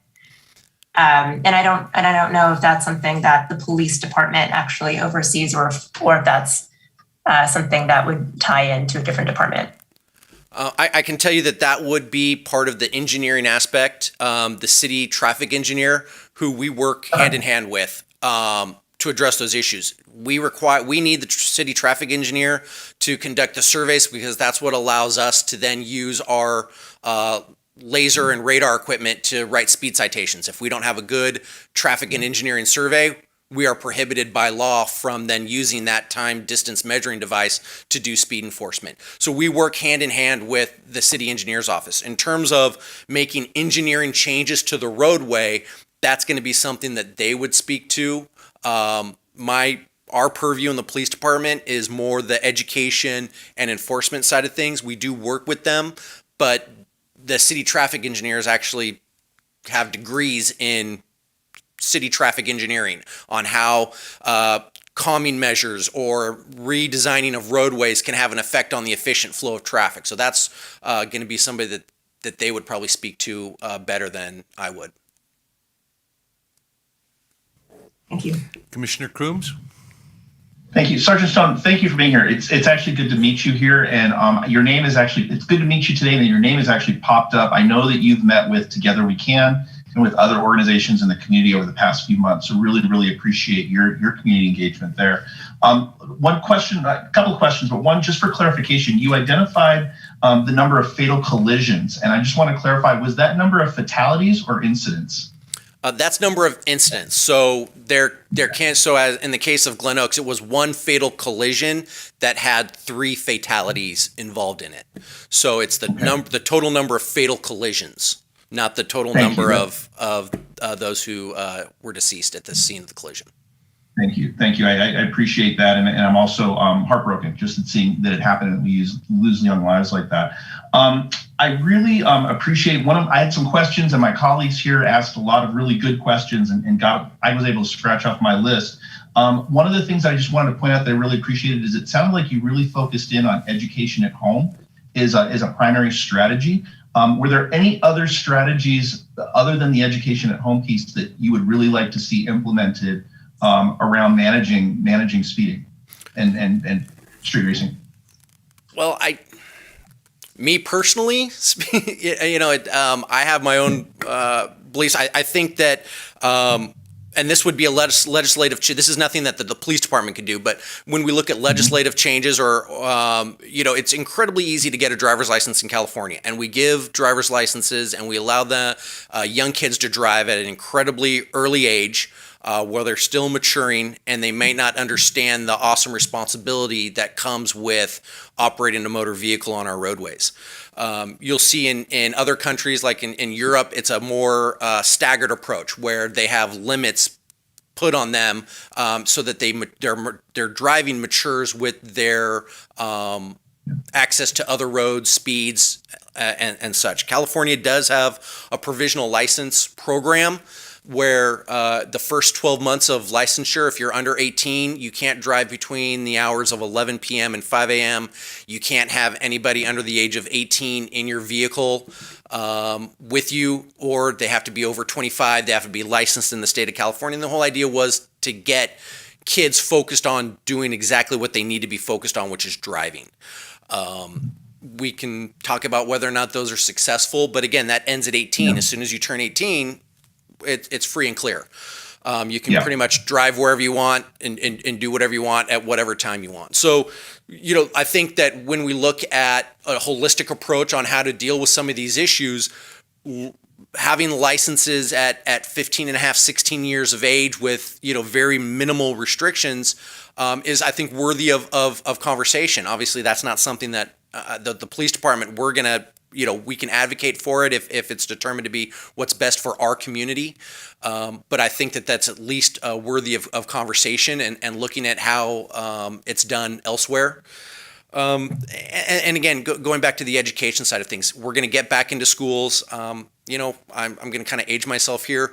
I remember sitting in driver's ed class and seeing, it was a film, Signal 30 or Red Roads, things like that had a pretty significant impact. We used to do a program called Every 15 Minutes that talked about the dangers of DUI driving, where we would actually stage a DUI collision on the high school field, where we have fire, ambulances. We would have the coroner come out. They would have a fake dead body. We would show somebody being arrested for driving under the influence. That had a significant impact on the student body because they're seeing firsthand what happens when an event like that occurs. So looking at, some programs like that, teaming with the school district and coming up with educational programs that have a little more impact than maybe just having somebody like me come up and talk and say, speeding's bad, don't do it, might, also work on the education component. As a side note, my 17-year-old, and my 17-year-old, by the way, doesn't have a driver's license yet, and I'm okay with that. He and I actually recently, we were dropping off some stuff for a scouting event, and we met 3 of your motor officers. And the comment that he walked away from was one, they were really engaging, so that was a good thing. And the other thing is he actually noted how diverse your motor officers were as well. So I just want to throw it out there and let you know that we appreciate that. Last thing, and then I'll stop, is that I've seen some social media recently about the uptick of the impounding of vehicles, and from the comments that I'm seeing, it looks like that's having an effect. So I really, if you have the opportunity, if your team has the opportunity to continue to lift up the social media presence about the impounds and why they're happening, I think that would be helpful. So I thank you for your time tonight. Yes, sir.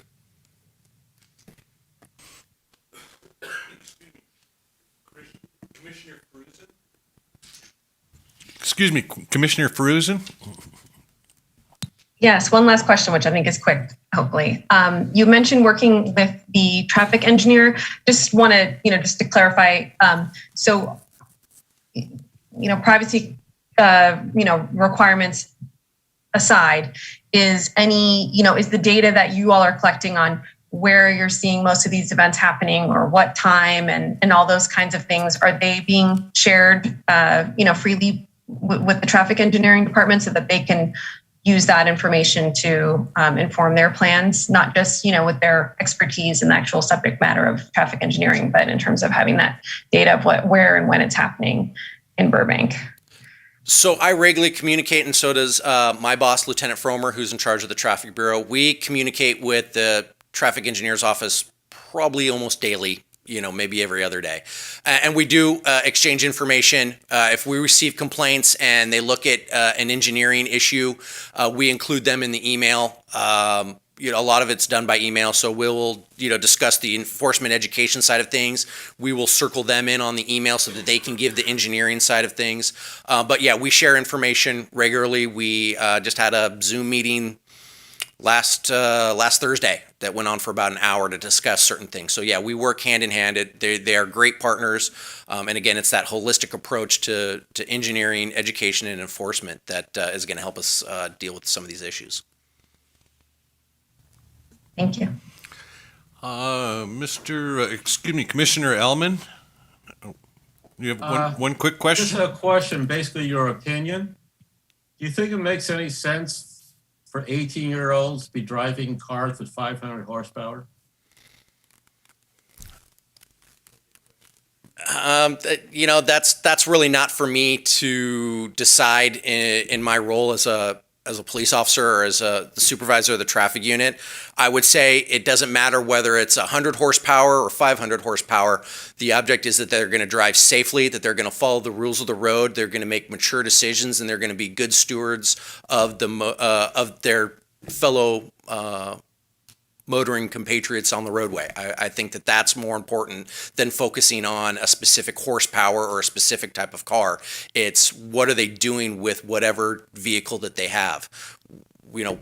I've been on I've responded to a fatal traffic collision that involved a 72 Volkswagen Bug. Wasn't exactly a powerful vehicle, but when it gets moving to 55 miles an hour, it's a big piece of metal that can do a lot of damage. So I think we focus on behavior, we focus on good decisions, we focus on maturity, not so much focus on the type of vehicle or how much horsepower that it has. With that, I think we'll wrap this up, and we want to thank you, Sergeant Stone, and it was an excellent presentation. Thank you. Thank you, sir. We're going to move on here. We have a moment for the commissioners to discuss and brainstorm strategies to stimulate community engagement. And I'm not sure exactly who had suggested this from the commission, but I don't know, do you want to put a list together, or how would you like to handle our discussion here? So I had asked, I think, for this item to be on, and I'm just really interested to hear from other folks, from their experience, what types of strategies that they've seen be successful in the past, whether they've done it or they've been the person outreach to, and also, just to try to think through what might be some of the barriers that we've heard from folks in terms of participating in these types of, or interacting with, not even necessarily just this particular type of meeting that we do, but interacting with the police commission generally. Yes, and in my work, I a couple years ago did a report around increasing public participation and identifying what barriers are and things like that. So I'm happy to share a little bit of that as well.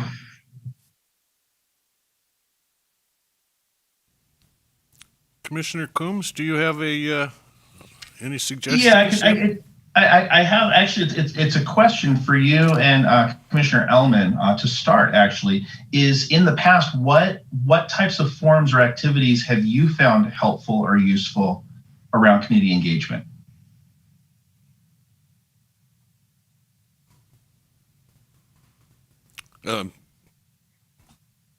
Commissioner Ellman. It's a real interesting point that you bring up. I'm going to take the opposite point of view. A lot of people in this city are plain apathetic. Some of the blame has to go to the public. Now, kind of to prepare for this, I looked at some analytics for YouTube. And I'm going to go back just a little bit in time, but we've had meetings, and the YouTube analytics, 162 people viewed, 139. In April, I don't know what we did, 470 people viewed the meeting. Last meeting that all of us were on, we had 100 views on YouTube. What are we supposed to do? I mean, we are limited. Also, we have to understand people are tired of Zoom. They're on Zoom meetings at work. Now we're competing against the Dodger game. When you look at the numbers also for the council meeting, there just isn't that many people involved. You watch, a council elections. There's 65,000 registered voters in this city, and maybe 20,000 vote. This is something to do with our society. Now, for us, it usually works out when a tragedy happens. Somewhere in this nation, people get involved, and then they lose interest. I don't know what we as a group can do to change behavior, because that's what we're really talking about, is changing people's behavior and making their city, their police department important to them. And if you have an answer, I'm all ears. I'll get off my soapbox now. Thank you, Commissioner. Commissioner Hakobian? Thank you, Commissioner Chapman. I just want to say thank you, Commissioner Elman, for your comments. Community engagement is definitely something that's a part of my space. I serve on 5 different boards all throughout the community. Started a young professional organization group called the Burbank Young Professionals. And this was a group that never existed before. And now we have over 7,000 followers. And the way that happened was, how do we gain interest? The most important thing is, first of all, like one thing, a couple of suggestions I can give is, are we allowed to have a social media account? Are we able to post information? There's plenty of groups on Facebook we can post information to. We can reshare this video after it's done with a Facebook community to increase the views. And I can assure you that we'll get more eyes on it. Also, I guess opening up a way where people can engage with us, an easier way to engage with us. So if I ask specific questions about certain things, et cetera. One thing that we did, and just to reference the Burbank Young Professionals, is we've done town halls, we did events, but the most important thing that we did is we reached out to different organizations all throughout the community, and we had conversations with them, and I feel like with the police commission, it shouldn't be any different, because as long as we're engaged and we're involved, and I understand, Commissioner Elman saying that, a lot of people can be apathetic, and I don't disagree with you, but I feel like because we are the commissioners here, we have to take the onus and, take that first step, because if we don't, then they never will, and I truly and genuinely believe that, because it works. So there's a variety of things that we can do. I'll be happy to, discuss what we can possibly look into, but is there a possibility to create like a subcommittee where we can engage with social media and share information, or have a social media account? Is that even a possibility? If anyone has the answer for that?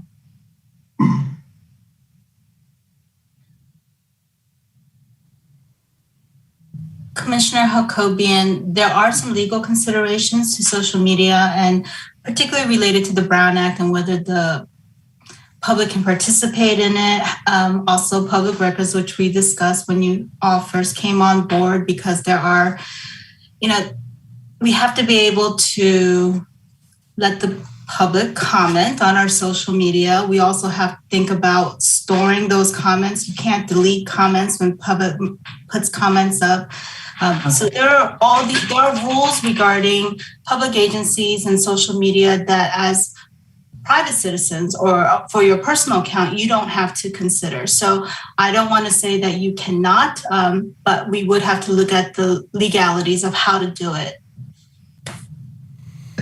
Could we have a subcommittee is there someone at the city who handles social media, or department that we could have a better, closer working relationship with, to ensure that some content relating to the police commission is made available through that? Can you?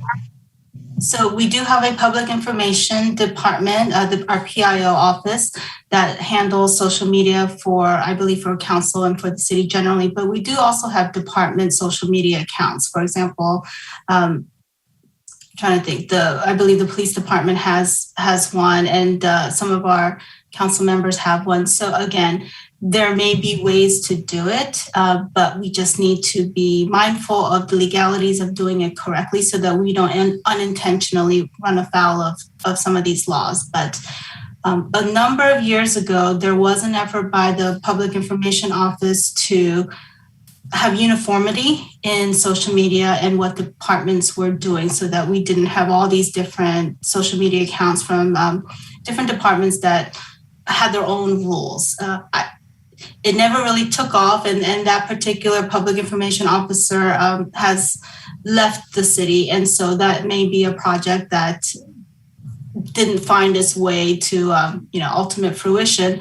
But again, you can absolutely form a subcommittee if you want to explore this more, and you would work with the PIO. You may work with the police department has their own public information officer, as you know. So you could also work with that person as well as the city attorney's office to make sure that whatever you end up doing is legal and kosher.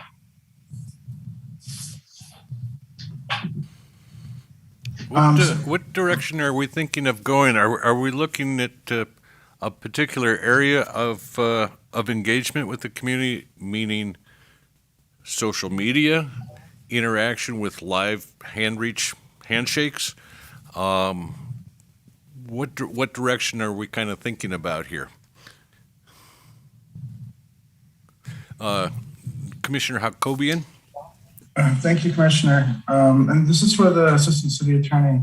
How would that work for us as far as, like Commissioner Chapman said, doing live events and also doing something on social media? I know you said we already discussed social media and legalities, but as far as doing live events or teaming with the community engagement officer from the Burbank PD, like how does that work? And is there any legal implications in regards to that? Well, as a subcommittee, you can have discussions with different members of city staff to get answers, to explore different possibilities of what kind of social media that you are thinking of. Social media is such a big word that encompasses many different things, right? It can be just information one way where you are trying to just push out information like something like Twitter, right? Where you are putting out information about the police commission. I don't use Twitter, so I'm not particularly familiar with it, but I believe there's ability for people to make comments on the Twitter, right, as well. Or there are other things like Facebook, which is much more interactive, where you can in real time interact. So it depends on what it is you want to do. And as far as I'm concerned, for a subcommittee's discussion, the universe is yours to talk about what the different possibilities might be. And then it's my job to make sure that whatever you come up with is legal and that you can do it, right? But in terms of a discussion, you can talk about whatever you want. I wouldn't say no to anything at this point because you're in an exploratory mode. As to your other question about, I'm sorry, did you ask about in-person meetings? Yeah, just like live events, like how would that work for us? So you are a Brown Act body, and which we have discussed. And so whatever live events you have in regards to the police commission, we would have to make sure that we publicly agendize it and that it's open to the public and it follows all of the requirements of the Brown Act. So it does limit spontaneity to a large degree, but it is for the purpose of public participation. Commissioner Ellman?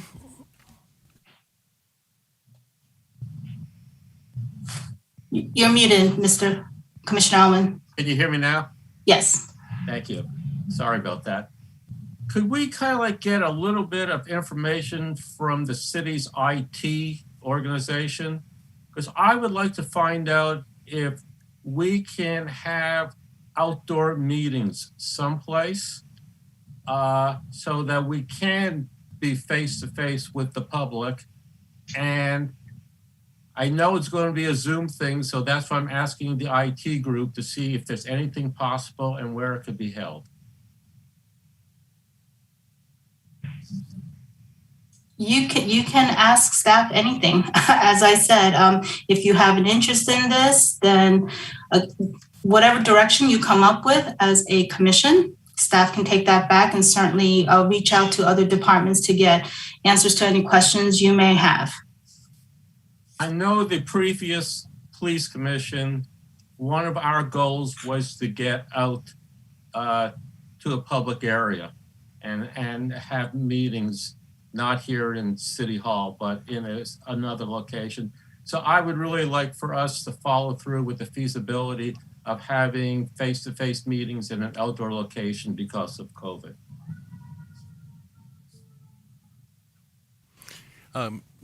Commissioner Coombs? I've got a question for Ms. O, and then a couple of recommendations. The question is if there is a majority of commissioners, so if we have 4 or more, that constitutes a meeting, falls under the Brown Act. But if there's a single commissioner or 2 commissioners, is there a requirement to agendize a meeting beforehand and follow all the Brown Act requirements in a setting like that where there's only 1 or 2 commissioners present? No, you would be fine. Okay. And so the recommendations that I have, one of them, I got a chance to participate in one of the council members' forums last night that he held. And it was just the single council member kind of reporting out to constituents and constituents being able to have a discussion. And that's something that seems like we might be able to just kind of, if we were so inclined, we could probably do that now. Now, the numbers probably weren't as high as that council member would have liked at the meeting, but the fact that he was able to do it, and there was an open dialogue. It was one person meeting with a group, and it was done over Zoom, which I know people are burned out on Zoom, but that might be an option that we might want to explore. Another recommendation I have, and I mentioned that I met 3 motor officers a few weeks ago with my son, and I did ask the officers a question. I said, because they are part of the community as well, and one of the recommendations that they had, and they actually were openly inviting not just myself, but all of us at any given time, is probably have to get permission in advance, but to participate in roll call meetings at the department. So just like what we did this evening, where we're getting information back from folks presenting from the department, it sounds like we have to get clarification for it, but we may have an invitation to participate in roll calls, just to simply open up that dialogue, let them get to know us, we can get to know them, questions that they may have, engage in a discussion. So those are just a couple of recommendations that I have now. Commissioner Liu? Yeah, I think just listening to some of these ideas, I think there's an element of Commissioner Ellman's comment about holding a meeting potentially, outdoors or live in a space, that I'm wondering if we could actually look at potential areas to hold that could be actually like community oriented areas. So whether it actually is, at a local school, maybe an outdoor area around there, or having kind of framing it up as a way that, the commission is going to the community, if you will. And I actually do think that could create a little bit more, less formality or less seeming formality when it comes to making comments. I know that there definitely is a barrier for people who are not as civically engaged to, wait to call in for their 3 minutes at a meeting, that we could potentially build in some town hall portion of the meeting to actually have a conversation and engage with the community in a way that is a little less, seemingly one direction either way in terms of those conversations. Would like to understand, the parameters and guidance around having a meeting such as that, especially as a full council. But I think that kind of piqued my just brainstorming in that I like this idea of holding it potentially live outdoors together so that we can, get to know each other in person, but then also get to know the community in a less super formalized way. So one thing staff can do is to go back to our IT and our PIO.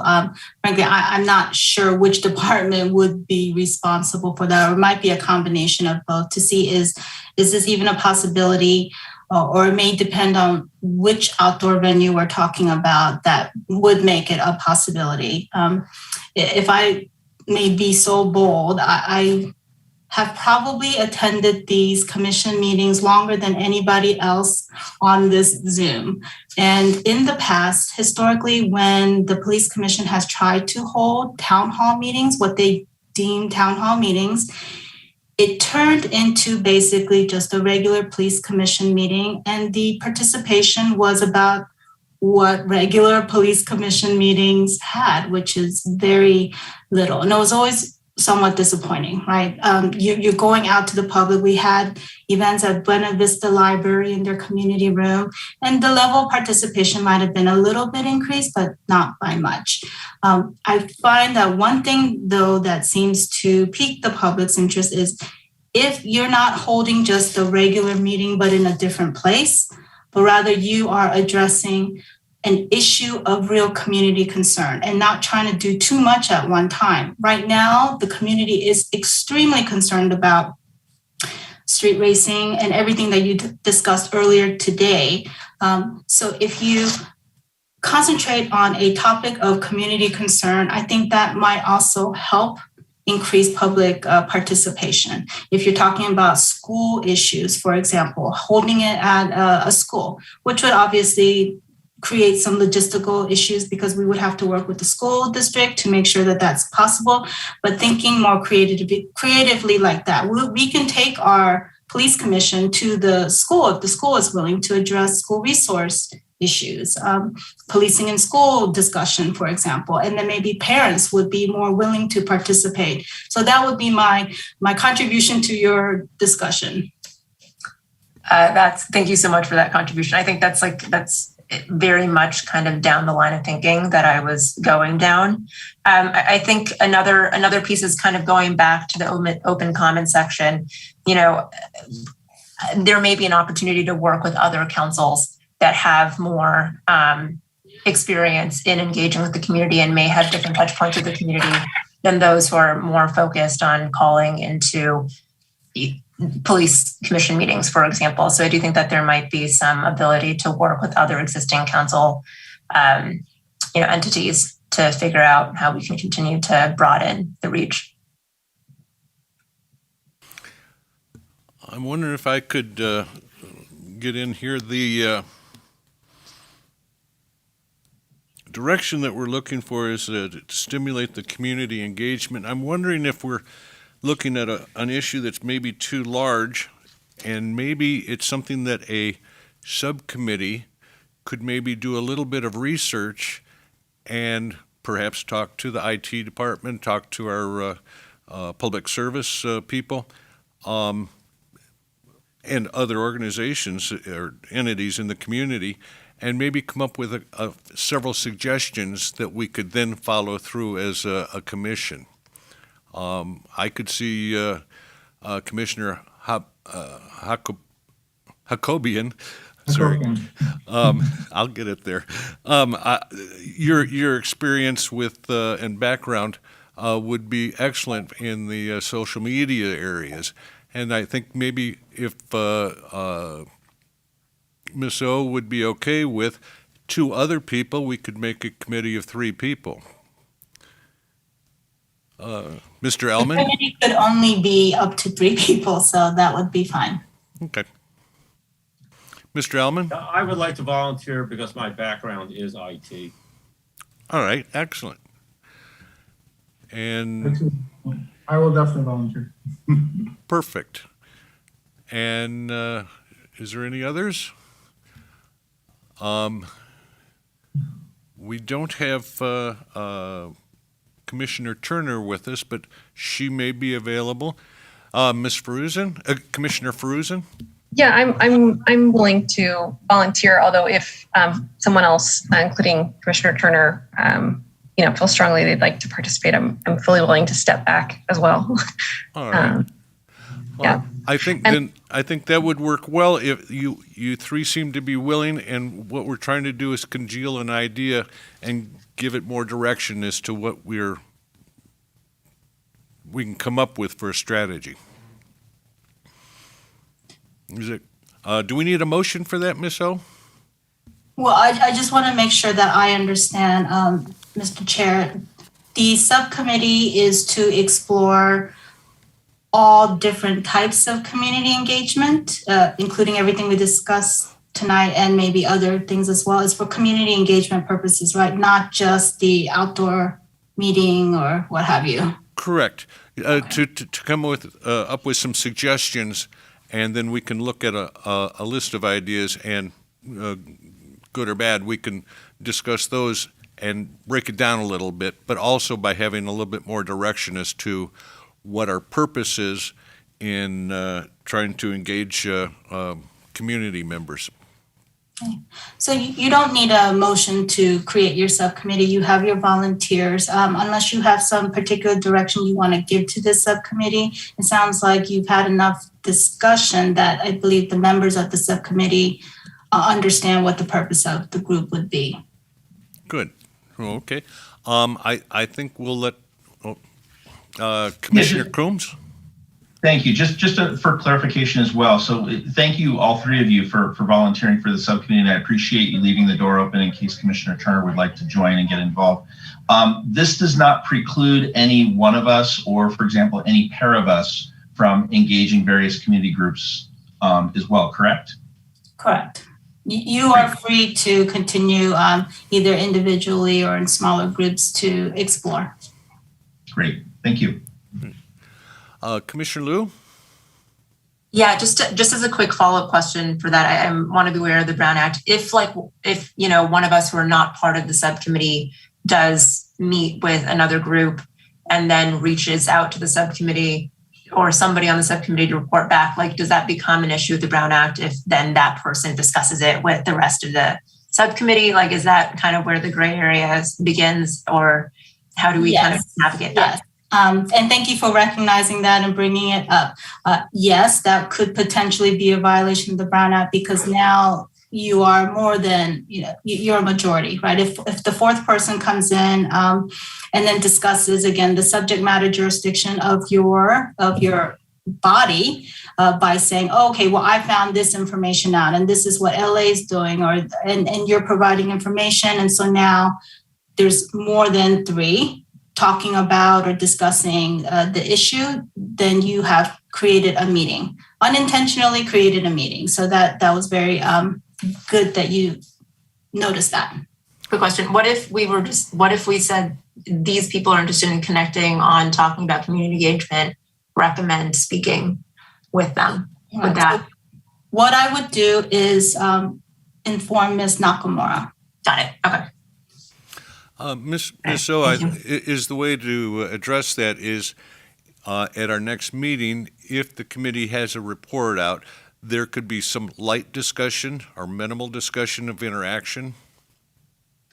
Correct. So if the subcommittee were to meet before our next meeting and then they want to report out on the things that the information that they found, they could do so during that portion of the agenda. And again, as long as it doesn't become a larger discussion, if it's not on the agenda, then just the reporting out would be fine. And that probably would be a good time also if you had not had an opportunity to let Ms. Nakamura know, to let your other subcommittee members or the body know at that time, oh, by the way, this is this is an organization or a person that you may want to reach out to. So as long as we keep it brief, I think it would be fine, because we would be at an open agendized meeting having the discussion.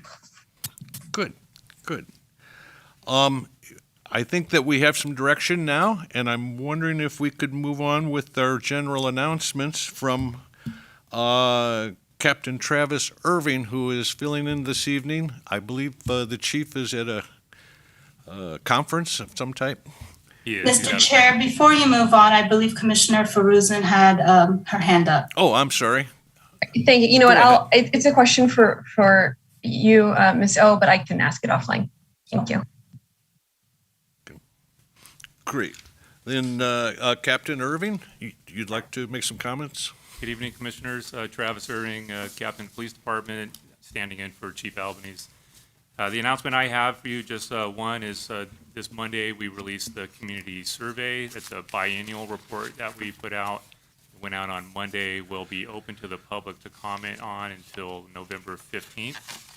The survey is basically soliciting feedback on, to some degree, our performance and the public's perception on safety, quality of life issues, crime, et cetera. The survey is available on all of our social media platforms. It's on the police department's website, which is burbankpd.org, and also on the city's website, which is burbankca.gov. So those are the places the community or anyone interested in completing the survey can find it, and we look forward to having that feedback. That's all I have. Good, thank you. I did, by the way, see the vehicle in front of the headquarters. The pink wrapped vehicle Yes. and the motorcycle. Excellent. Yeah. It's a great project. Can I ask a question about the survey? Sure. Okay, thank you. I did see the survey went out, and I do follow you all on social media and all of that. And I'm wondering, in a brief way, if you can explain just, how the survey was created or who within the department takes that on. And I'm wondering, is there any opportunity for the commission to, understanding there will be privacy issues, with the results, but to help look at the results or even to help craft the survey next time around? And my last question, is the survey available in Spanish or Armenian at all? And if it's not, what would, resources would be needed to make that possible? So before Captain Irving answers, the agenda item is for brief announcements by the chair. Commissioner Fruzen, you asked a lot of really good questions. If you want to have a broader discussion about it, I would recommend putting it on the next agenda. You can have a brief response, Captain Irving. It just has to be brief. So briefly, it was a team effort on the department's behalf to put the questions together, went through our PIO. We've done it for a number of years. So a collaboration of the PIO, some other employees, ultimately it goes through the command staff to include the chief. The questions, I believe, are only out in English. It's not a lot of questions. I don't imagine it would be that difficult to translate into other languages. I'm trying to remember your other questions. I don't think there's going to be privacy concerns with the data that we get. So my guess is that we'll be able to share that once we get the results. Did I miss any of your questions? No, that was great. Thank you. I may have delved a little too deep there. Sorry. Thank you. Good. In our next area is the introduction of agenda items for future meetings. Before we go too far into that, I'm wondering, Sherry, do we have any items on hold right now for agenda discussions? Just a discussion on SB2 and other police legislation. Okay. And is the SB2 is set for next meeting? Well, that's up to you guys. Ms. O will not be here at that meeting, so I don't know if you want to pursue it. It might be two meetings down. Okay. So typically, and this is completely up to you, the commission normally is dark in December because the meeting is held so close to the holidays. So that is something that you may want to consider. I will be away at a conference that in November, the week of the police commission meeting. If I have internet access and the ability to sign in, because we are doing it in the Zoom form, I may be able to attend, but I'm not sure at this point if as to my availability and ability to attend even through Zoom. So to have the fuller discussion about the legislation coming up, I would be hesitant to put it in November. If you would like me to be guarantee my presence to discuss that particular agenda item. So I think depending on what you do with December, we may be looking more at January.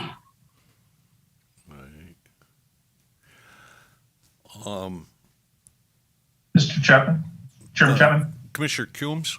Coombs? If I could also make a comment that one of the things that I think we should be mindful of as well, and we were very excited about in the last meeting about identifying agenda items and moving forward. I just want to remind all of our commissioners that we want to be mindful of how much we put on an agenda, so that way it's manageable and we can focus on a deeper discussion to highlight issues, as opposed to cover a lot of ground in a very shallow way. Excellent. Good point.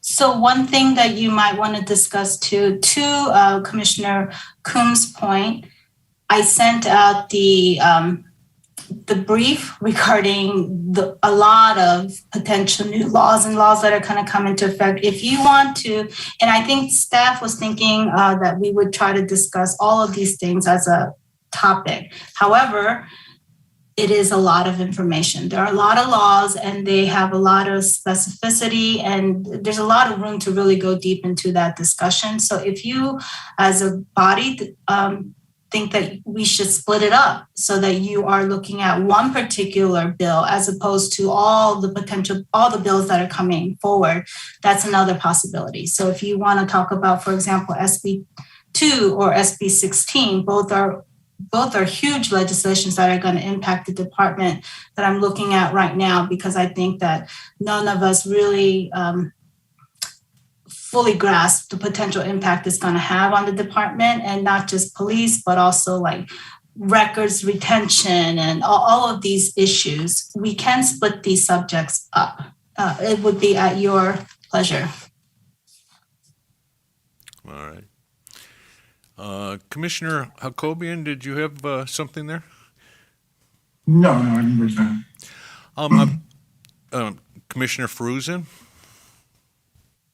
I do have a proposal for an agenda item, if we're done speaking about the general kind of structure of or framework we want to use to create agendas. But I don't want to cut off that discussion.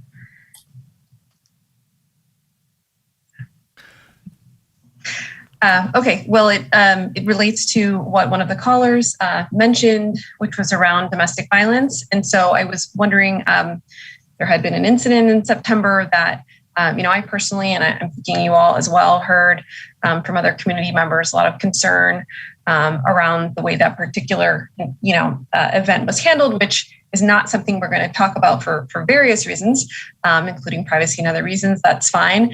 But I think that it could be really helpful to hear, in the same way that we heard about what are kind of the policies and practices and the breadth of responses available to BPD in terms of reckless driving, in the same vein, what are BPD's practices in relation to calls relating to domestic violence or restraining order violations and things of that nature? What are the available responses? What sorts of supports are folks connected to? All those kinds of things. And, kind of what are the decision-making steps in that process? And even, again, as the caller, Linda, mentioned, there's very specific training, but I'm wondering, does the MHET team ever get called for these types of situations? If not, why not? Or, just so that we and the public can learn more about what the response to those types of incidents looks like. Commissioner Coombs? Can I make a recommendation on Commissioner Feruzin's motion, if that's okay? And this is, I want to make sure I don't take away your words, but is the motion on identifying the current strategies, interventions, and challenges associated with addressing domestic violence calls by the Burbank Police Department? Yes, and with that, what are the limitations involved, right? Sometimes it's, their hands may be tied in certain cases and other things that we may not understand, those of us who aren't, the actual ones responding. Yeah, the recommendation I'm making is to try to help focus what the actual agendized item is. Yes, I think you captured it in a much more succinct way. Thank you. You're welcome. There's a motion. Is there a second? I I'd be willing to second. No, you made the And motion. although- yeah, it's tricky. Is I don't know if it's my motion or not. I was trying to help clarify Okay. Commissioner Ferguson's motion. All right. Then that would be Commissioner Feruzin made the motion, and Commissioner Coombs has seconded. And those in favor? We got it. All right, that's unanimous. Is there any discussion about? Do we need to clarify it for the next meeting? I just realized because earlier we were talking about the importance of identifying when it would be placed on the agenda. I understood it to be for the next meeting. Thank you. Yep. Okay. As part of the discussion, I'm wondering, there was a reference to DART. Do we want to know more information about DART and compare that to what programs are available in the police department or policies?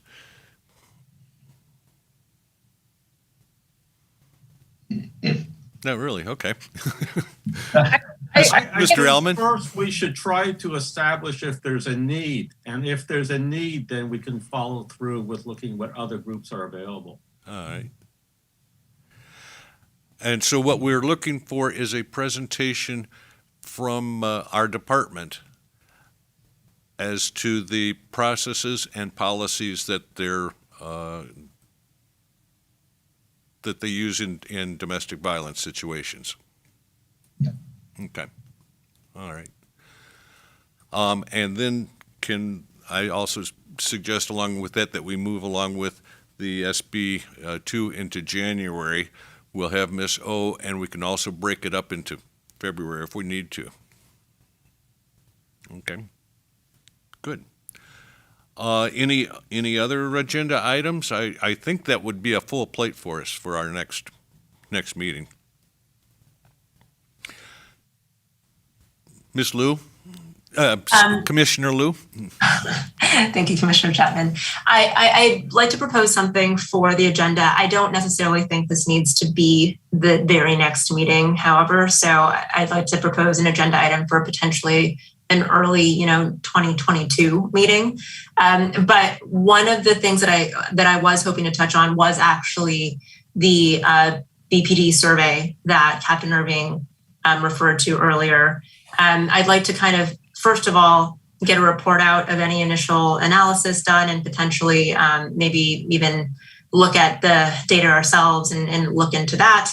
And then also kind of get a sense of how that reporting has tracked year to year. If a similar survey has been put out to the public in the past 3 years, for example, how certain trends have emerged from that survey. And then as a point 2, would be great to get a report out of how that survey is put together, and to Commissioner Feruzzin's point earlier, how the commission might have input into shaping the next iteration of the survey for 2022. It seems like we have a little bit of time given that the survey was just released at the end of 2021. So not a major rush here, but I do want to put that in, Q1 2022 agenda items to touch on. It sounds reasonable to me. Everybody else? Then we'll ask Sherry if she'll put that on our agenda list for early 2022. So, Motion? Or February?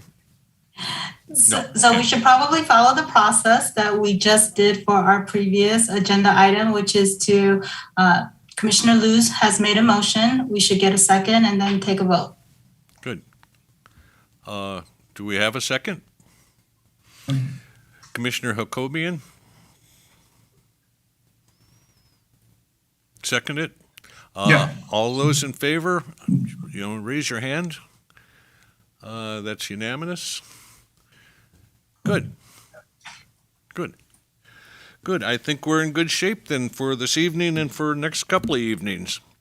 Our next meeting date is going to be on Wednesday, November the 17th, and I believe that's at 6 o'clock as well. And as far as everything else, we are adjourned. Thank you.